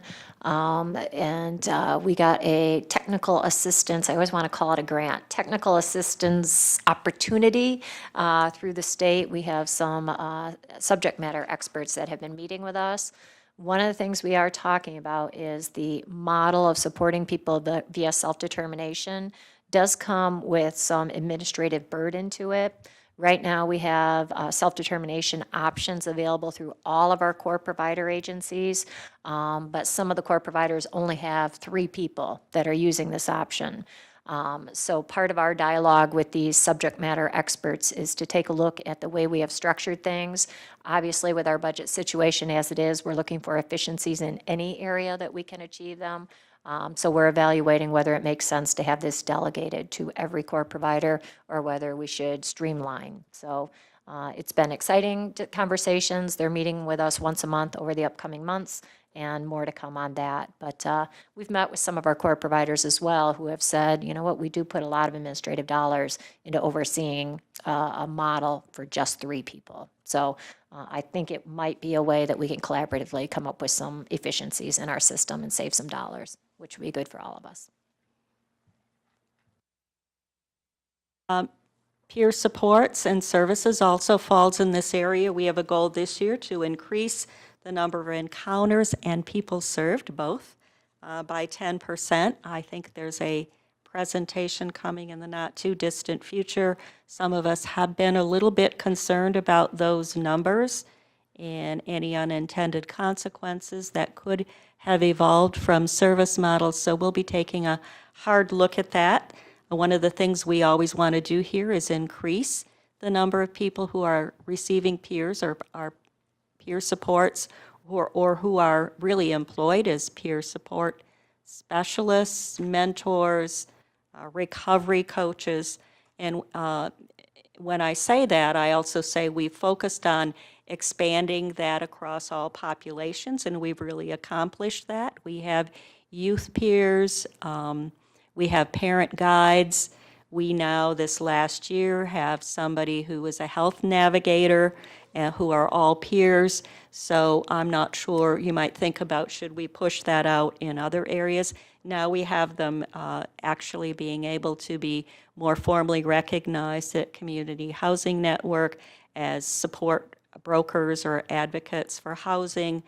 So we want to continue to do that. This year, we focused on substance use, and one of the things Christina Nicholas, who heads that team, has been doing is trying to get inside the hospital emergency departments to have people support folks who come there with substance use. So we're not quite there yet with this goal, but we're making headway this year. Yes? Your support network, a volunteer network? People who do this, or they get paid? They get paid. If you become a certified peer or somebody who's working not as a certified peer, but moving in that direction. Is that type of a position a full-time position, a part-time position, what is it? It can be either. Whatever the need is, and really many times it's what the person can do. Some people can work full-time and with no problem. Others, it fits their personal situation at the time to work part-time. And it can be flexible. Sorry, one follow-up question, just because we don't meet that often. You said some have certification. Do we certify, or who certifies them as a peer? Department of Health and Human Services, our state office. It's a centralized approach. On occasion, they'll come here to our metro region location to do some training, but it's a pretty laborious process. On the one hand, it's very good. On the other hand, we would like to have that, I think, decentralized a little bit, just because we think we could get people through that process much more quickly. The budget. I mean, obviously, it's very, very important. I'm just wondering, if this is something we're paying for? Is that something that Yes. comes out of this budget? Yes, it does. Okay. It is It's important, but I Yes, just wanted to. extremely important to have people with lived experience working on behalf of people. There, quite frankly, there's greater credibility often because Absolutely. of the lived experience. It is a Medicaid service, so there is a code and an encounter. Medicaid. Yeah, Okay, it does great. get. So we like to get all the encounter information that we can and build our budget for the future. Probably one of the most valued services, too, when you talk to particularly people with lived experience with mental health diagnosis, as far as engagement and connection and, impact and access. Yep. Sarah? A question, how are the emergency rooms lately? Are they becoming more accepting to having peers come into their facilities? Or I guess what work is being done to promote that? Because I know there's been. Actually, yes, at least in this particular objective this year with substance use. It's just, it's a long road, and it seems to be on the point of breaking now. There are several hospital systems that are saying now, let's get moving. So it's like, wait, now hurry up. It's the converse on that, yes. I wanted to add, I just attended the state peer conference last week, and I spoke with a gentleman that used to be at the RISE Center, Paul, who's now employed at Detroit Wayne, and he is doing the medical assisted treatment in the Wayne County Jail, and they are certifying peers within the jail, which I was happy to hear. Because when people get out of jail, they get out of jail with a certification and a skill that they could use. They're also certifying veterans as peers. So it's a growing field, it's a profession, it's not a hobby, and it has a lot of, it just adds value to everything that we do. Sounds very empowering. Thank you. It is very empowering. Don't believe you'll see this goal going away next fiscal year. Thank you. The next area is person-centered planning, family-centered planning. This has been in our annual plan for quite some time. We were doing some work locally to develop training. Then came a statewide initiative, and we said rather than reinvent the wheel, let's be involved at the state level. Several of us have been meeting. There seems to be a holdup at the state level on launching some training and consistency with the training. So I've had conversation with clinical staff here who have historically been on point to say we really can't wait. So I think you'll see this year where we're going to start adding some of this training for employees and for the network as best we can while we're waiting for the state to come up with a consistent training approach. We can't wait. I know every time I go out and talk to people, and I've been to clubhouses and other committees, whether it's the Citizens Advisory Committee, and people talk about the drift in their person-centered planning process, and we need to do the course correction. So it was a good idea to wait and get the state involvement and all move in the same direction. On the other hand, we can't wait anymore. You'll see some development in that area. Any thoughts? The person-centered plan is defined in the back of the annual plan. And it's really important because that's the determinant of how a person receives their services, which is another reason why it's so important that we tighten up the drift. Supposed to put the person at the center of all the planning and dreaming for their lives. Self-determination, I believe Annette already talked about. We actually did, for this fiscal year, have an objective around perhaps looking at a request for proposal for a more consolidated approach to person-centered planning by a particular provider or several.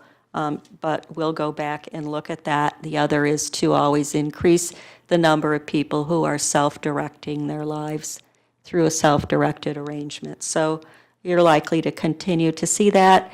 One of the things we're really trying to do as we develop this plan is move away from process objectives and moving more and more toward what's the outcome for the person. So increasing the number of people who are involved in self-determination, increasing the number of peers who are involved in as employees as well as receiving them, increasing the number of people who are involved in self-directed arrangements. So we're moving more and more toward that, knowing that there are processes we need to develop along the way. So you'll see that. Service and provider choice. This had to do with the development of a provider directory and making sure that people have more and more tools in their hands to know what's available to them so that they can make their choices. Once they get to person-centered planning, they know what choices are available to them and can speak to them. So I don't know, Christine, if you want to talk about the directory just a little bit? Please. Me back on the spot. Yes, That's I okay. will. The directory, we began the directory about, I want to say a year ago. It was part of the NCQA. In the past, on our website, we had a PDF, and it was very generic in terms of you could just see who the provider was in their agency. We were asked to give people options. So if you go to the directory and say you want to see a woman of a specific faith, or there were several other options to choose from, location, that it did a search engine. We created a search engine, and then the results would be all the options available to you. So we're pretty excited about this. Our providers have had the opportunity to review it, offer input. It will be updated on a monthly basis. And I think we met all the criteria. There were 8 criteria of the NCQA, but we also wanted it to be aesthetically pleasing. We had created 2 options. We weren't asked to, but one specific to the provider agency itself, and then the other one specific to practitioners, just to give people more choice in who they will be working with. I know there's probably many other things we can do. There could potentially be trainings available to people about choice and options.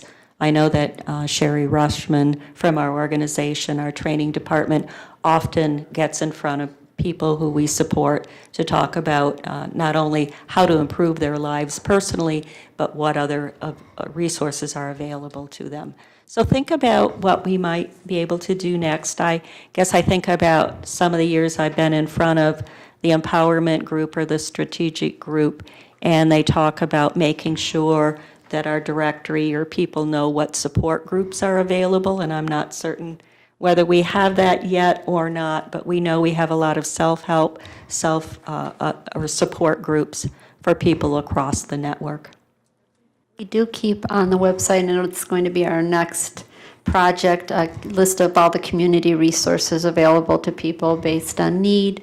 So there's probably 50 or 60 that will link right to their websites and provides addresses, hotlines, and that type of information. Thank you. The next area has to do with budget and finance. I guess it's time to move the slide forward. And budget planning and implementation certainly goes hand in hand with the annual plan because those are the financial resources for us to accomplish our plan. And I know that Anya has been very involved in this. So, some of the areas we've looked at are to refine revenue and expense models. She and some of the staff have come before you to talk about 3-year forecasting as much as possible, given that we sit here today not knowing what our rate structure might look like from the department. But we have a financial risk plan that we are required to complete every year, and I know, again, the finance team has talked to you about that. So, Anya, is there anything in particular you'd like to focus on with budget and financing? We've got funding strategy. Provider funding is all about direct care wage, and as was mentioned by Hadass, that we also need to focus on wages for professional staff. We're losing them also to other opportunities. And then funding advocacy is another area where we really work with the communications team to get, I'm asked you to speak, and now I keep talking, don't I? Totally fine. You're getting a little sense of how we work around here, I guess. I'm giving the overview, and then I'll let you fill in. How's that? Funding advocacy, making sure that people understand the system is underfunded, has been a focus for the last couple of years. So, Anya, I will stop talking now and turn it over to you to see what ideas you have. So we will begin our budgeting process within this month. And our process is, because we don't typically know what revenue we're going to have until sometimes the day before the fiscal year starts, what we do is kind of go through what's been going on for the last fiscal year, what changes do we expect, any adjustments we're seeing based on spending and things like that for the fiscal year, and then what do we plan for the next fiscal year. We've got a few things that are planned to change on the next fiscal year, and kind of pull the numbers together from that perspective, as well as knowing that we will be out of any risk coverage for any providers at the end of this fiscal year. And what we typically do is look at where those numbers end up with what we're projecting to be the revenue for the year based on the information we have at the time. And then at that point, it becomes a discussion on if there's a difference, how do we handle that difference?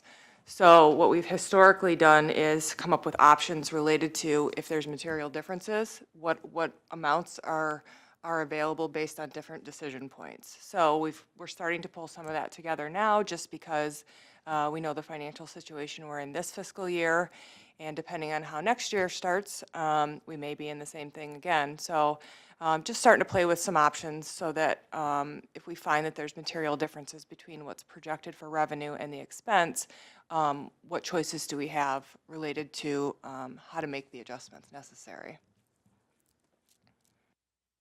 Kind of in response, Sid, I know you've talked about having a plan B, right? We're waiting on the state to tell us what they're going to do, if anything, what the dollars are tied to they gave us a formula, but no dollars tied to it. So we don't know, where we're going to land.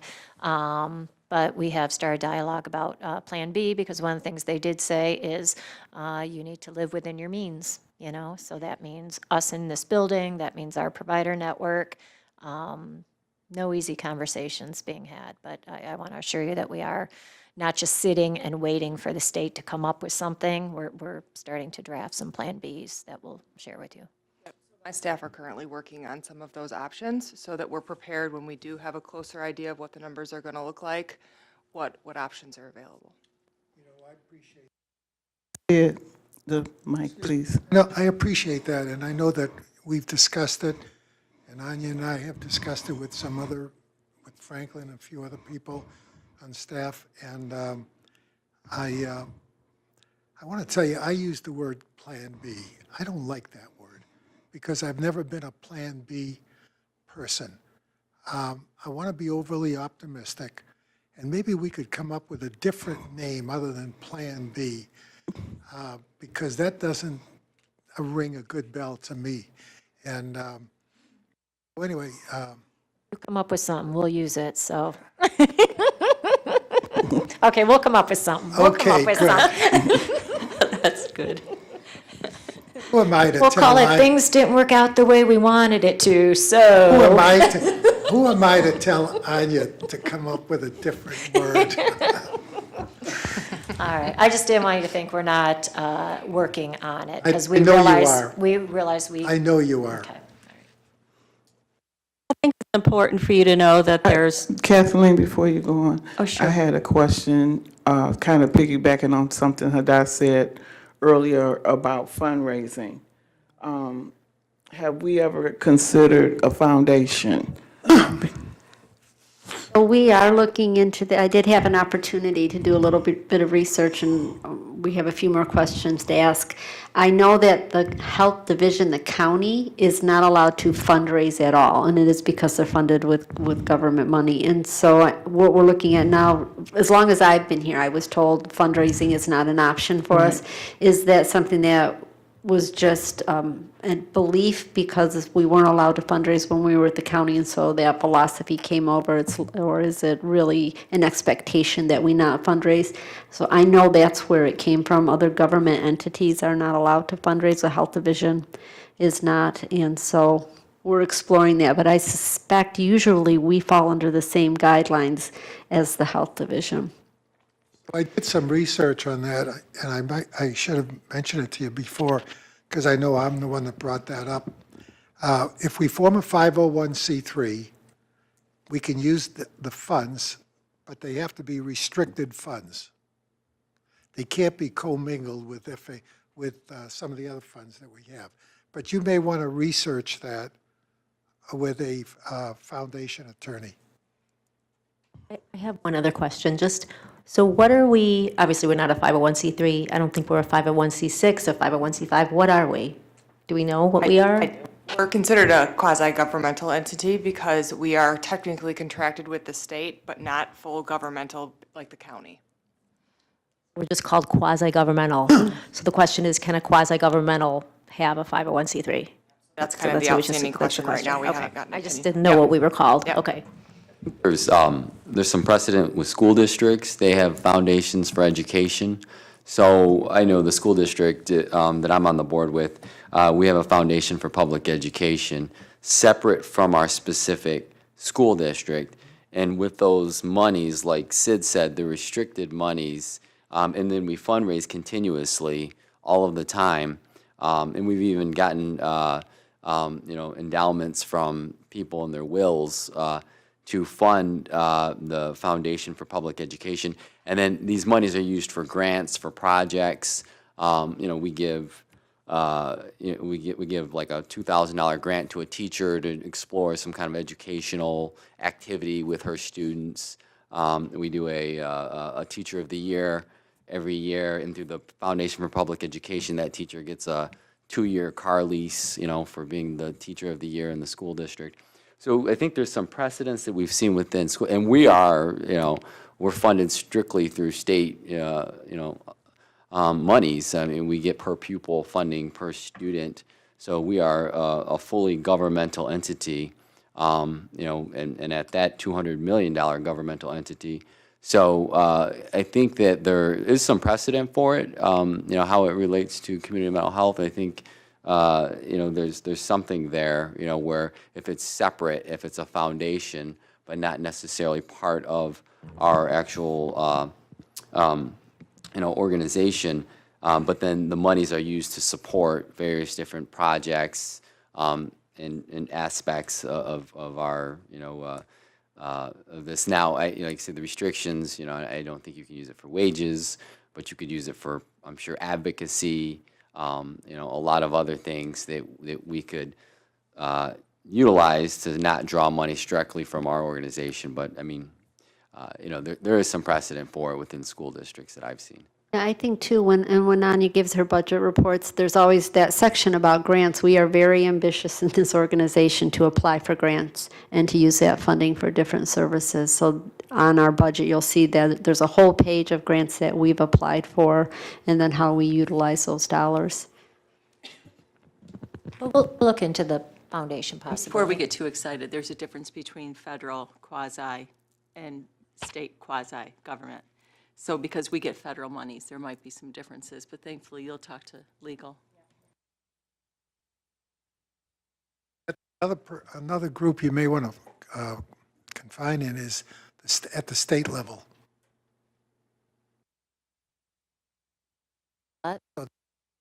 Some information on the state level as to what we can do and what we can't do on that topic.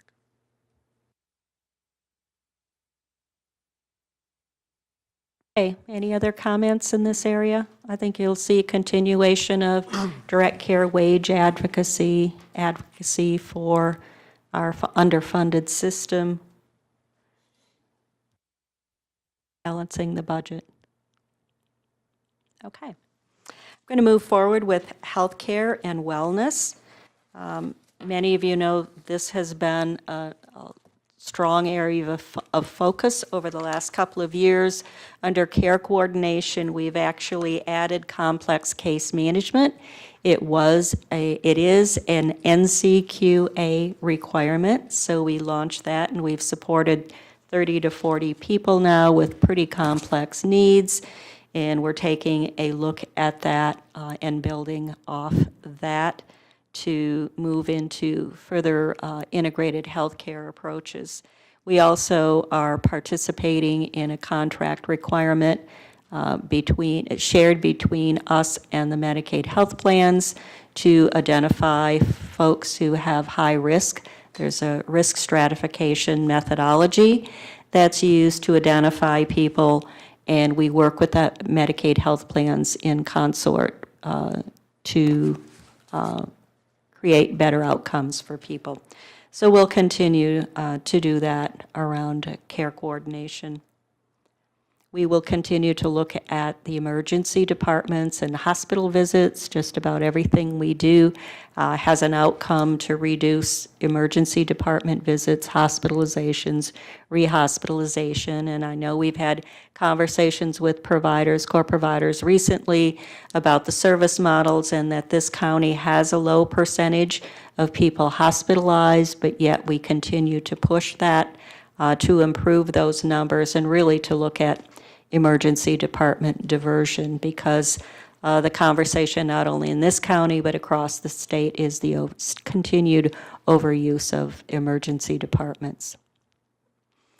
We are doing a lot of population health management. We use the Care Connect 360, which is a state and as well as CareBridge. It's established by the state Department of Health and Human Services, and we use claims data, and we also look at encounter data, but in this one, we use claims data to take a look at people's diagnoses, how often they're seen, whether they're doing particular follow-up around chronic conditions. So we've made a lot of improvements in the last couple of years, and we'll continue to do that. One of the things we're looking at is Annette. I'm going to call upon you to help us with this one, but many of you know that the recent budget boilerplate at the state level coming from the House of Representatives as well as the Senate has some language related to, I don't know the number, we'll call it an alternative to 298, where this county has really suggested that we use that care bridge and we use our shared approach with the Medicaid health plans in a way to expand the number of people we support or mutually support so that we can demonstrate improved outcomes and cost savings. And one of the other things we're looking at is really pushing forward with health information exchange. The boilerplate language talks about technology, at least one of them does anyway. So we'd like to, we hope that we have the opportunity to participate in that pilot. Annette, anything else you'd like to say about that? Likely that will, if approved, we will see that in our annual plan. To add to it, an important thing is that the alternative plan does it without transferring the funding stream away from us.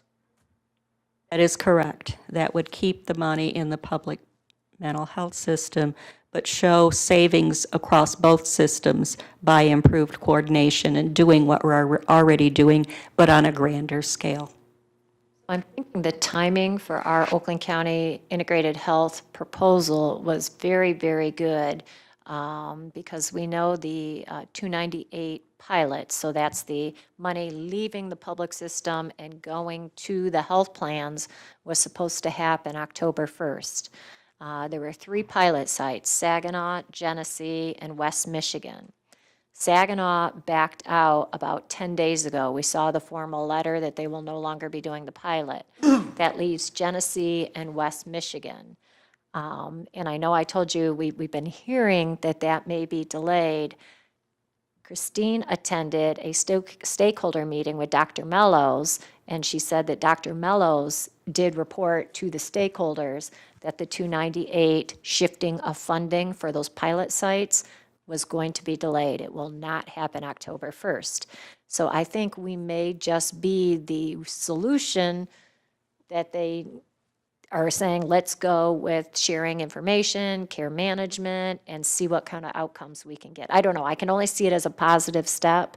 But Christine confirmed that Dr. Mello said it, and she heard it herself from our DHHS Behavioral Health Director. So I think it might be official that it's at least being delayed. They didn't say canceled, delayed, but I think that's a good opportunity for us to show good healthcare outcomes using a different approach, keeping the resources with the public system.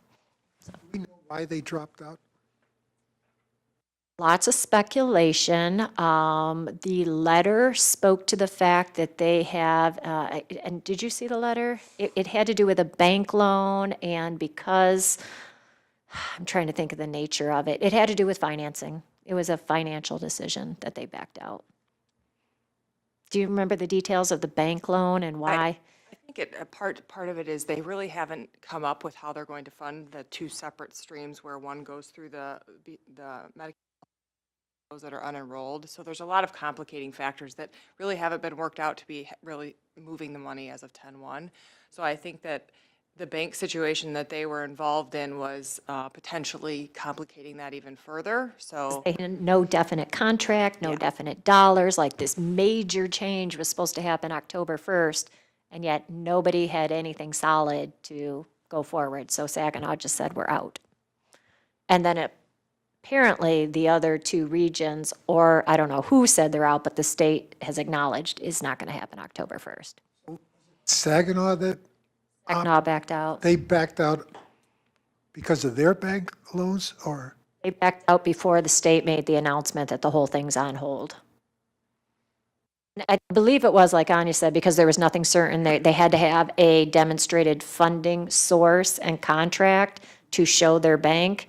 And because nothing's been worked out, they really had nothing to show their bank, because there's nothing set up with, they have 6 health plans in that region. So instead of having one funder at the PIHP level with an existing contract, they would have had to have 6 contracts in hand, and they didn't have any of that. Sign. I thought so. So I was glad that Christine was there as our representative to hear it directly from the state as well. So I guess it's not just a rumor at this point, because she heard it directly. She just told me this morning, and I was thrilled. He made it, and he said it was a formal announcement that he had prior to attending this event was at a 298. They have a 298 core team at the state right now with the health division or the health department, and so they had made that decision at 6 o'clock that evening before he left for the forum, and he did announce it to several of our providers. Stakeholders were all in the room. Never a dull moment, right? So we'll see what's next. Any of the stakeholders unhappy about that? So, no, our stakeholders support the public system, so. Just one last comment on that boilerplate budget language. It really, in essence, is what we proposed at the metro region level. If you recall the presentation that Annette and Nicole Lawson did, it really is the same approach, only using it as a pilot, but also it works for a statewide solution.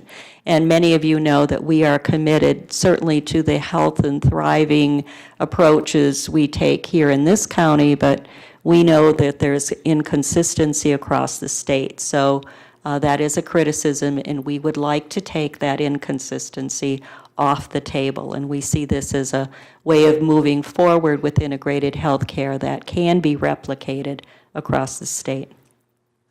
So we're really pretty excited about it and the opportunities that it'll bring. The next area is services and supports. There's a lot in this area. We have an area dedicated to children, youth, and families.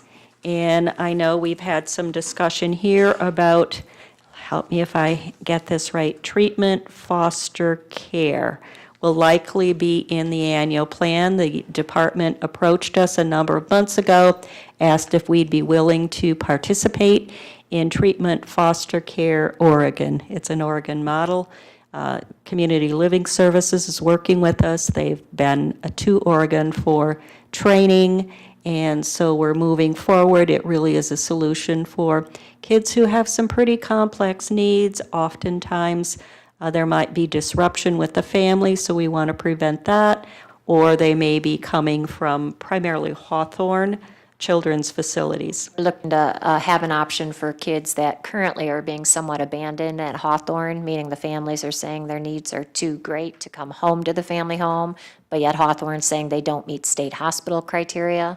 So this is a foster care therapeutic setting that does not terminate parental rights, but gives a 6 to 9 month transition period with a team working with both the biological family and the child in foster care, everyone 100% focused on the transition back to the family home. And we're looking to divert kids who don't necessarily need to go to Hawthorne, but the parents are feeling unsafe. So it's a very intensive model of support for these kids that are the highest needs.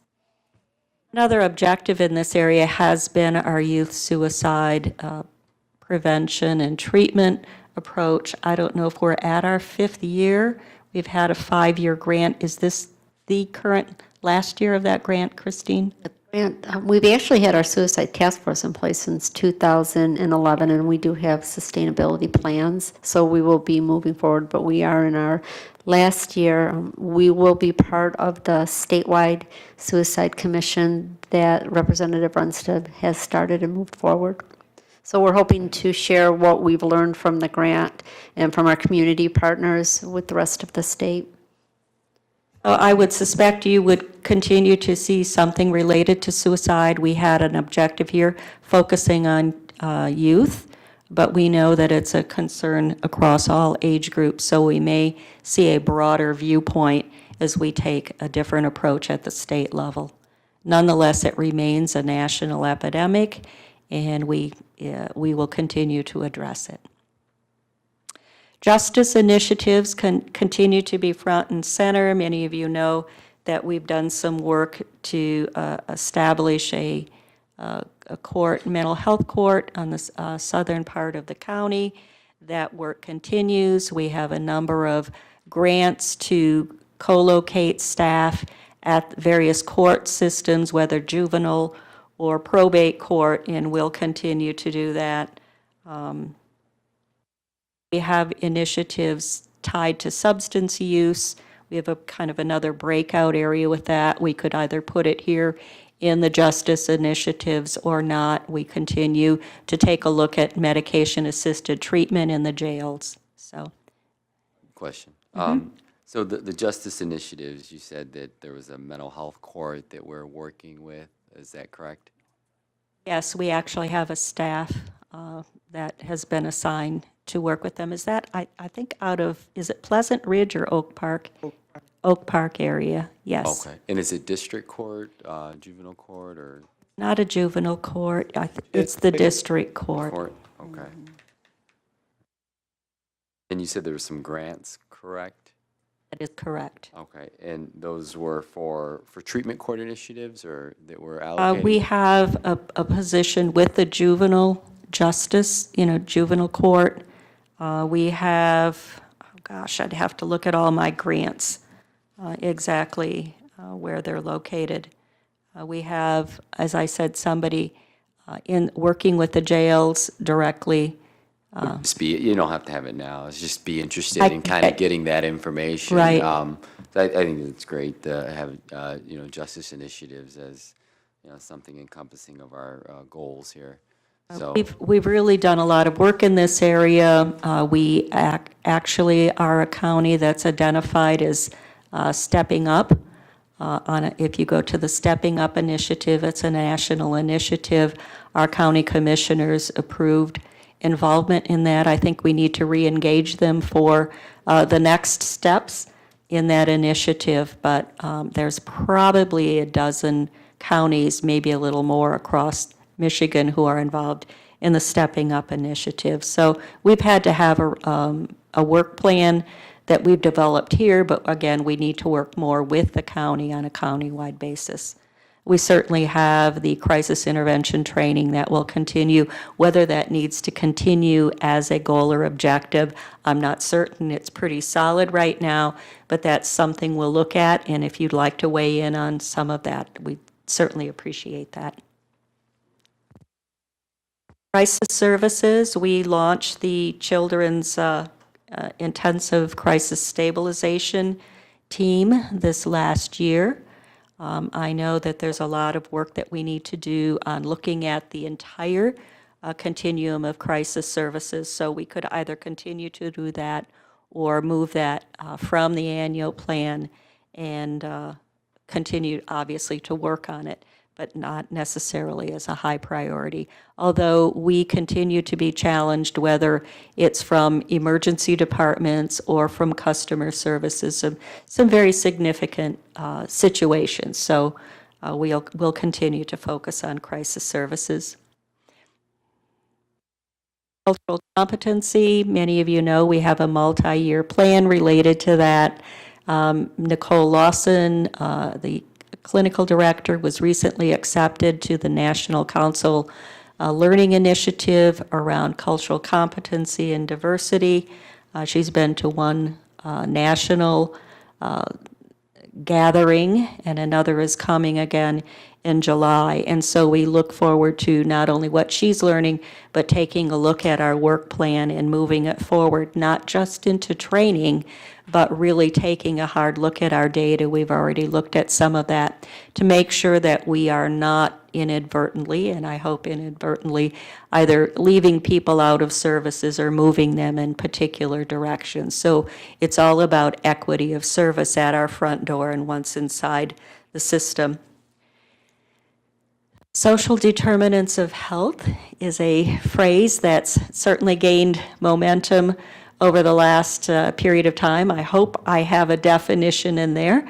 If I don't, you will see that in this coming initiative, but really it has a lot to do with where you're born and how you're raised and what your income is, and it all has an effect on the outcomes for people, their health, as well as their earning power and consequently what their life is. So we have housing, employment, and transportation. You've heard many of us say when the surveys are done or you sit around and talk to people, those are the top areas people are interested in. So we'll continue to work with housing. Annette talked earlier, or Jillian, about developing a strategic housing plan. We've had some in the past. It really is time to take a look at that now that we're working directly with provider organizations, where we have a plan to increase the number of people who are really living in their own homes via ownership or signing a lease. Employment, many of you heard over the last year, all of the many initiatives that we have, employment percentages remain low, not only across the state, but in Oakland County. So we have a goal of increasing the number of people in paid employment, minimum wage employment, making sure that people have a living to live the life they want. Mike Daly, not too long ago, talked about the transportation initiative. We do have a transportation grant, so we'll likely see an objective or two around transportation, whether it's with the grant or with some of our collaborative partners who are seeking grants, and we've provided letters of support. Any thoughts in this area?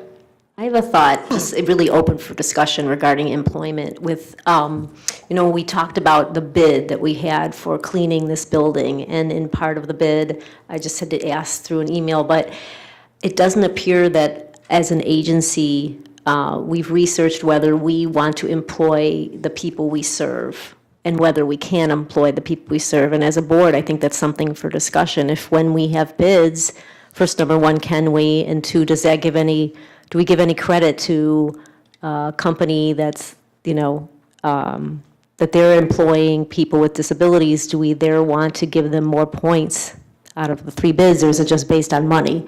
So I just thought maybe we could open that up for discussion, if it's okay. I want to add that some of the bids, I'm going to use the investment RFP. We did ask a question about social, what's the word? Give back to what we do. And so that would, yep, exactly. And so that was scored. It just depends on the particular bid. So if that is something that the board wants us to include in all bids, we can certainly do that. It was on the investment bid. I think the janitorial one, I think it just didn't come up necessarily. But what we do ask, when we think of it, we can certainly ask that on all of them, because it's certainly always been a value of ours to employ people receiving services. Everybody else want that? I mean, it's just for. I could speak to it. I support that. I think that's a great idea when it was mentioned before. I don't know if it was an email, or if it was in the last meeting, but when we were going through the RFP and we were, looking at it and determining why did we, I think I had raised the question about why did we select this specific, organization for the janitorial services. And but a lot of times when you're getting this, you're putting out an RFP and you're getting proposals, and then you're looking at them, you're comparing, contrasting, and we all know it just doesn't boil down to who's the cheapest, right? We're looking at quality of service, we're looking at a number of things, but I think that's a great idea, given the overall goal of our organization and what we do and who we support, and employment being one of our goals, to include that in some way, in whatever way it would be, some kind of point system or something to that effect, where that if you if there are people who work within your organization, who have disabilities, that we could certainly take that into consideration when we're looking at bids. That doesn't necessarily mean you're going to get the bid, right? But it's, I think it does, by allowing that, maybe that inadvertently pushes some organizations to maybe seek more individuals with disabilities, which we know is empowering, and an opportunity for them to have some individuality. So I think it's a good idea on its face. Let me just also say we do employ people receiving services or who have received services in the past, and we also serve as a transition site for people seeking employment, and I think it primarily comes from the clubhouses, correct? Can we improve those numbers? Probably, so we'll take a hard look at that. As well as, I think you're saying everything that we do. I'm just saying, like, do we make a motion that when we do the bid processes, that it includes the question, not, who do you serve, but very specifically, how many people do you employ with disabilities? I don't know if that's legal to ask or not, or whatever, but, to really have an assessment, even in an accounting firm, or wherever. We had, which we could share with you, that we use, really had them kind of tell us what they do that engages them with our mission. So it gave them the opportunity not just to say specifically, do they employ people that are served? They may not want to identify. Some people might not identify. They may, be a part of another board or give back in some other way. So we kind of left it a little more open-ended. We can certainly share that question, and you guys can see if that one fits kind of what you're looking for. Great, thank you. I love the idea. Like I said, actually, when you brought up the legalities of it, I thought, oh, gosh, I don't know. But by all means, we want to utilize agencies that fulfill the mission. Yeah, my only concern would be that we won't always have people that identify as receiving services, and that's why it was a little more open-ended in general. But you guys can take a look at it. I'll put it with my next board update, the exact question that we've used, and then we can talk about it more. Okay, in this area, we also have substance use prevention and treatment. We're already looking at increasing recovery housing to be available to people in need. We're working with the department on a contract with the Department of Corrections. Many of you know now that That's off the table with the Department of Corrections, but the Department of Corrections, worked with the Department of Health and Human Services to have that put into our PIHP, Prepaid Inpatient Health Plan contract. So we haven't seen the languaging yet. It hasn't been approved, but the intent is that the Department of Corrections will move money through the Department of Health and Human Services to the PIHPs to work with individuals leaving the prisons who have some substance use history. So there'll be more to come on that. That's likely to be in next year's annual plan. We were also working with the addressing the opioid epidemic. We'll continue to do that.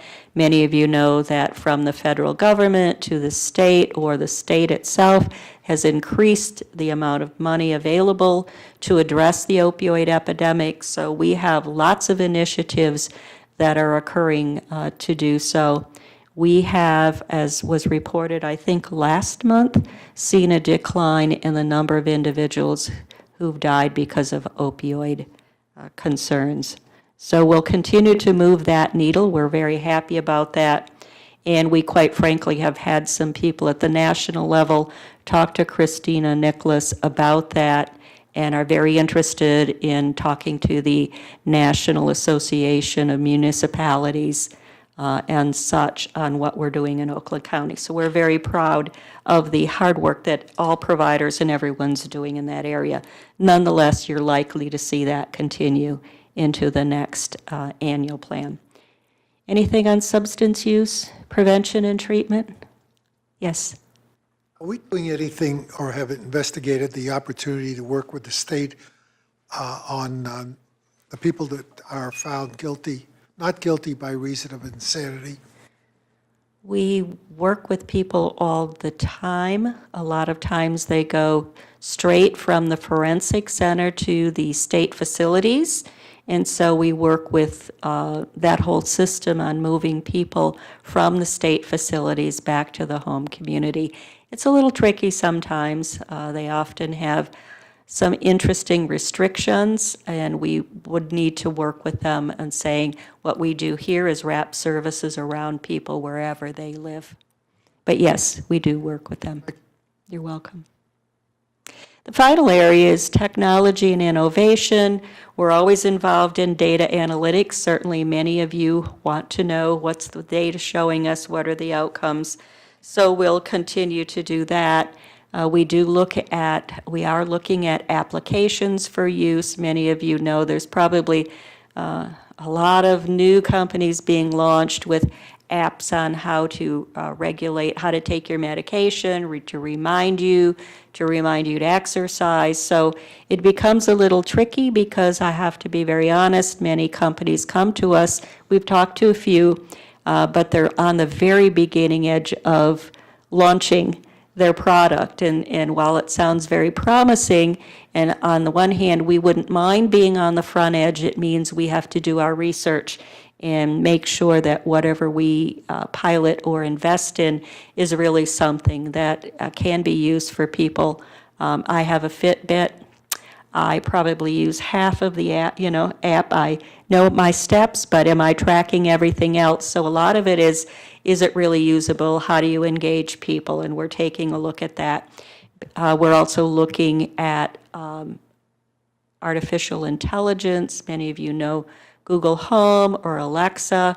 Optum is involved with Alexa. We understand that is now HIPAA compliant. Let me see, health information portability and privacy act. Thank you. Do you want to repeat that? Anyway, it's all about confidentiality. A lot of the discussion we've had is, yes, there's a real need for it. Many of us have it, are using it in our homes, and are learning how to use artificial technology. But again, the same questions around apps. Do people have access to it? Will they use it? How do we use it in ways that enhance people's lives and provide some efficiencies for this organization? And then finally, health information exchange. This really is MyHIN, Michigan Health Information Network, or Great Lakes. There may be several other companies where we actually not just talk within systems, but you're actually moving data or information across systems, talking to hospitals beyond just as somebody in the emergency department or as somebody in the hospital. Admission, discharge, and transfer notices we're starting to get. We're going to be pushing those across systems, but really, how do we get to real-time information to support people in their health care the best way possible, rather than lag time 360, CC 360, Care Connect 360, invoices or claims, which have a lag time of anywhere from 6 weeks to a couple of months. So you're likely to see more of that. There are a couple of things going on. I don't know what we want to talk about, Annette, the department. I need to speed it up. Sorry, I meant to do that discreetly. Well, she announced it, so. That was like a hand Bob, that's supposed to be your Kathleen, speed it up. You feel badly for me because I never get on the agenda and then people go like this with me. Anyway, there are a couple of other initiatives we'll probably bring to your attention. We don't know whether they're going to fly or not, but we'll know before you have to approve an annual plan in September. Nonetheless, to wrap this up, we have a timeline. I won't go through the entire timeline. You do have the opportunity to provide written input, email input, stop me in the hall, whatever is needed. Some of you sit on other committees. I think I'm scheduled this month at the Citizens Advisory Committee. So I may see some of you around the table to get additional input. So there's certainly plenty of time. So with that, I will stop and say thank you for the fine conversation. I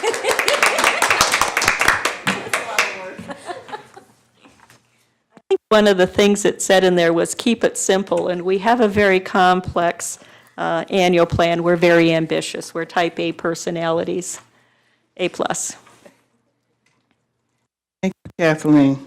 Now, we have 4 other items on the agenda, and it's 5:21. So I suspect Anya's will be really brief on the budget. Christine, is yours one that can be brief, or would you want to always. postpone it? Okay, why don't we dive in, and mine's just asking you for feedback on this new structure. So I think we can do it. I just want to say it was funny when this idea came up. I'm like, sure, I'll give them a demonstration. And about 3 seconds later, I went, oh my gosh, I'm giving a demonstration on the website. Like, technology and demonstrations are scary. So I laughed at myself. I thought, we're going to go ahead with this and move forward. I wanted to start out just with some basic principles about designing websites. I didn't want there to ever be an impression that our website is based on what I think or my team thinks, that we really do look at national guidelines. A number of organizations hire people and contract out to manage their website. We do not. We have someone who we contract with for minimal basis for emergencies if there's a coding issue, because we're definitely not coders. But these are just some issues, keeping it simple. Navigation should always be easy. Consistency is important. Colors, you want things that are, especially in our industry, that represent hope. Check for errors. We, about every 6 months, print every page out of the website and read it. And we also give it to different people in the departments or different department heads and ask that they look for through the information for accuracy. Does it need to be updated? And check all of our links. So we have 197 articles, which actually are just different pages. Within each of those articles could be multiple links. We have had over 3 million hits to our website, visits to our websites since 2012. We always see an uptick when we have an event, when we are launching an advocacy campaign. Rights and advocacy and private policy, as long as I have been here, have always been the number one sites. The data on the back end of the website lets us know where people click the most. So once people get into our website, the rights pages are the number one pages to be visited by people outside of our organization. Just a quick glimpse, I thought you might be interested. These numbers represent about 2 years' worth. Every time you change a link or update, and we are always working on our website. We did a redesign about 2 years ago. We did an upgrade about 6 months ago. It takes about 6 to 9 months to redesign a website, so probably within the last 2 years, these are the number of people who, once they got into our website, specifically went to these areas to look for information. Some other interesting facts, so newsroom where people might go to look at plans, look at our press releases. If people want to know about different events going on, I know the board's asked where we go to find information. So community events, I'll show you when we get to the website, and then community resources, which are resources that we don't necessarily offer, but that are available in the community. Now we're going to go to the website. And there is my first glitch. The picture didn't show up. I thought so I see the home thing is circling, so something's downloading, it appears. Oh, yeah, we're still downloading. Okay, that might just be there. So I'm going to go up to the top. There was a question for me a few weeks ago. I think Sarah asked.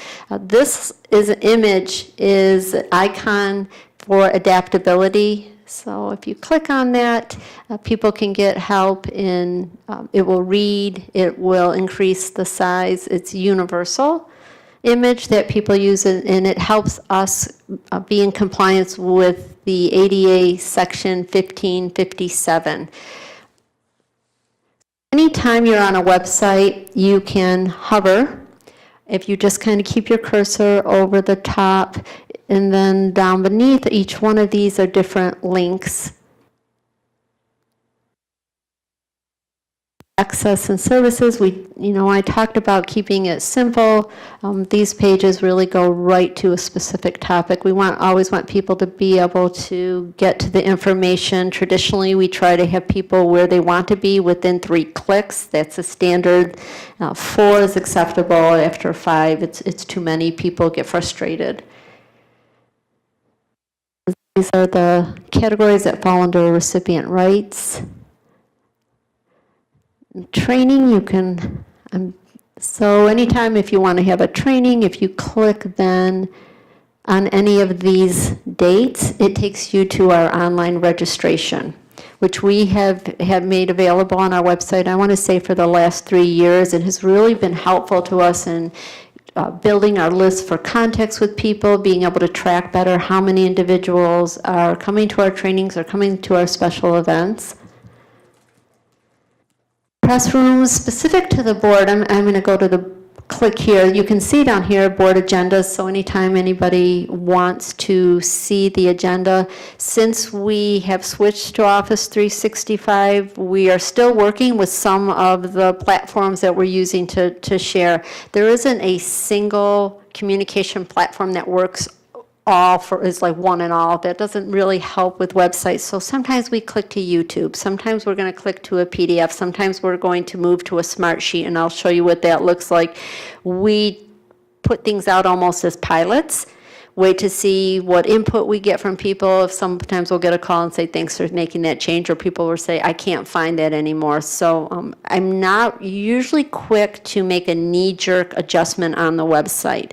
I listen to people's input, look in terms of if I make this change, will it create a different barrier?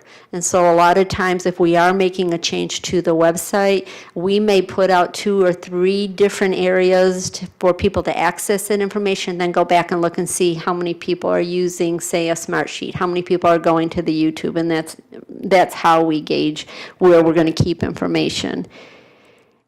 If you click specifically here under news and information. So this link will go to our YouTube channel. That's where we keep our board videos. We try to keep all videos on YouTube. When the ADA 1557 rule came into place, it said that anytime you have a video on your website, having it closed caption was one thing, but it also had to be read aloud. And for us and our providers, that was very costly considering the number of videos that we produce. The one exception was that if you link to a YouTube site, you don't have to do that. And YouTube does have that option right there. If you go to YouTube, they have a closed caption option that you can change. So almost all of our videos now sit with YouTube. Go to our smart sheets. This is what a smart sheet looks like. I'm going to hope it lets me back with my back arrow. So if somebody was coming to our website, if they clicked here or if they clicked on that initial link I showed you, it would say board agendas. When you come to the month, and it says up there, select the month and year. So then the entire agenda and all of the presentations are available. It used to be, I know some of the board members remember when we were with Google, we sent out the agenda and then we would link to a Google presentation. We don't have that option. We have something similar with Office 365. So right now we really are experimenting with what's going to be the best tool in terms of getting that information to people.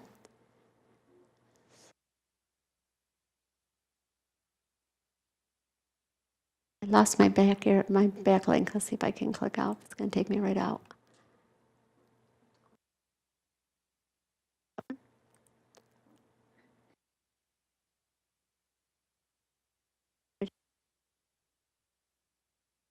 I'm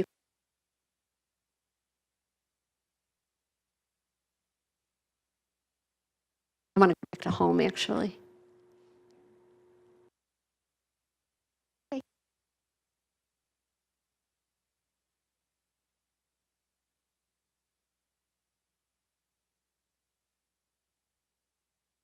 Events was something else that the board has asked in the past.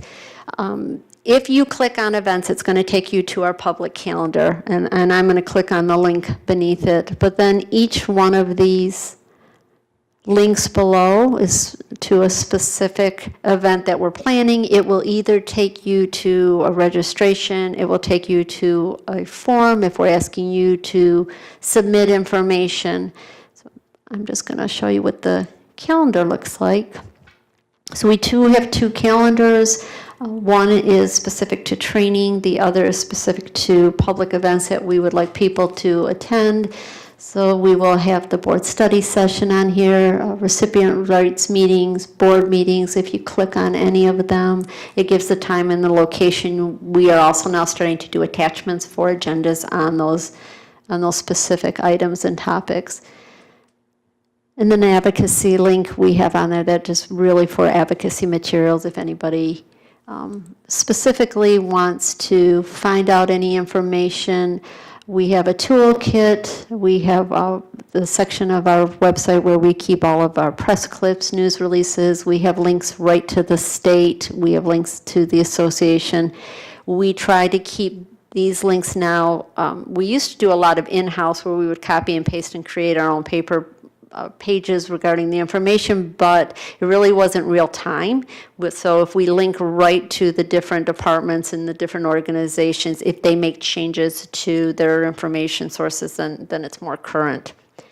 You can watch recorded state meetings and then any infographics and flyers that we have in place. And again, we take input from people all the time, and we weigh pros and cons. We make changes to the information.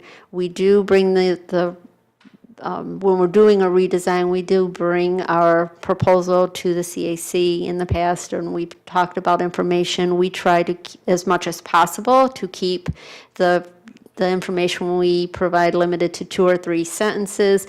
One of the balancing acts we have to walk now is that while we know the basic guidelines and the best practices in web design, we also have a number of obligations from the state that we need to comply with from our accreditation organization. So there are about 4 or 5 different external sources that dictate to us what information has to be on our website. So we try to do that in a way that is easy for people to understand and follow.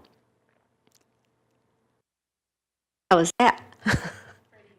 Okay, other than my slow load on the image. Are there any questions? Yeah. So I know we had talked a couple weeks about the accessibility, but someone from your team does check accessibility for like PDFs or PowerPoints that are on there to ensure.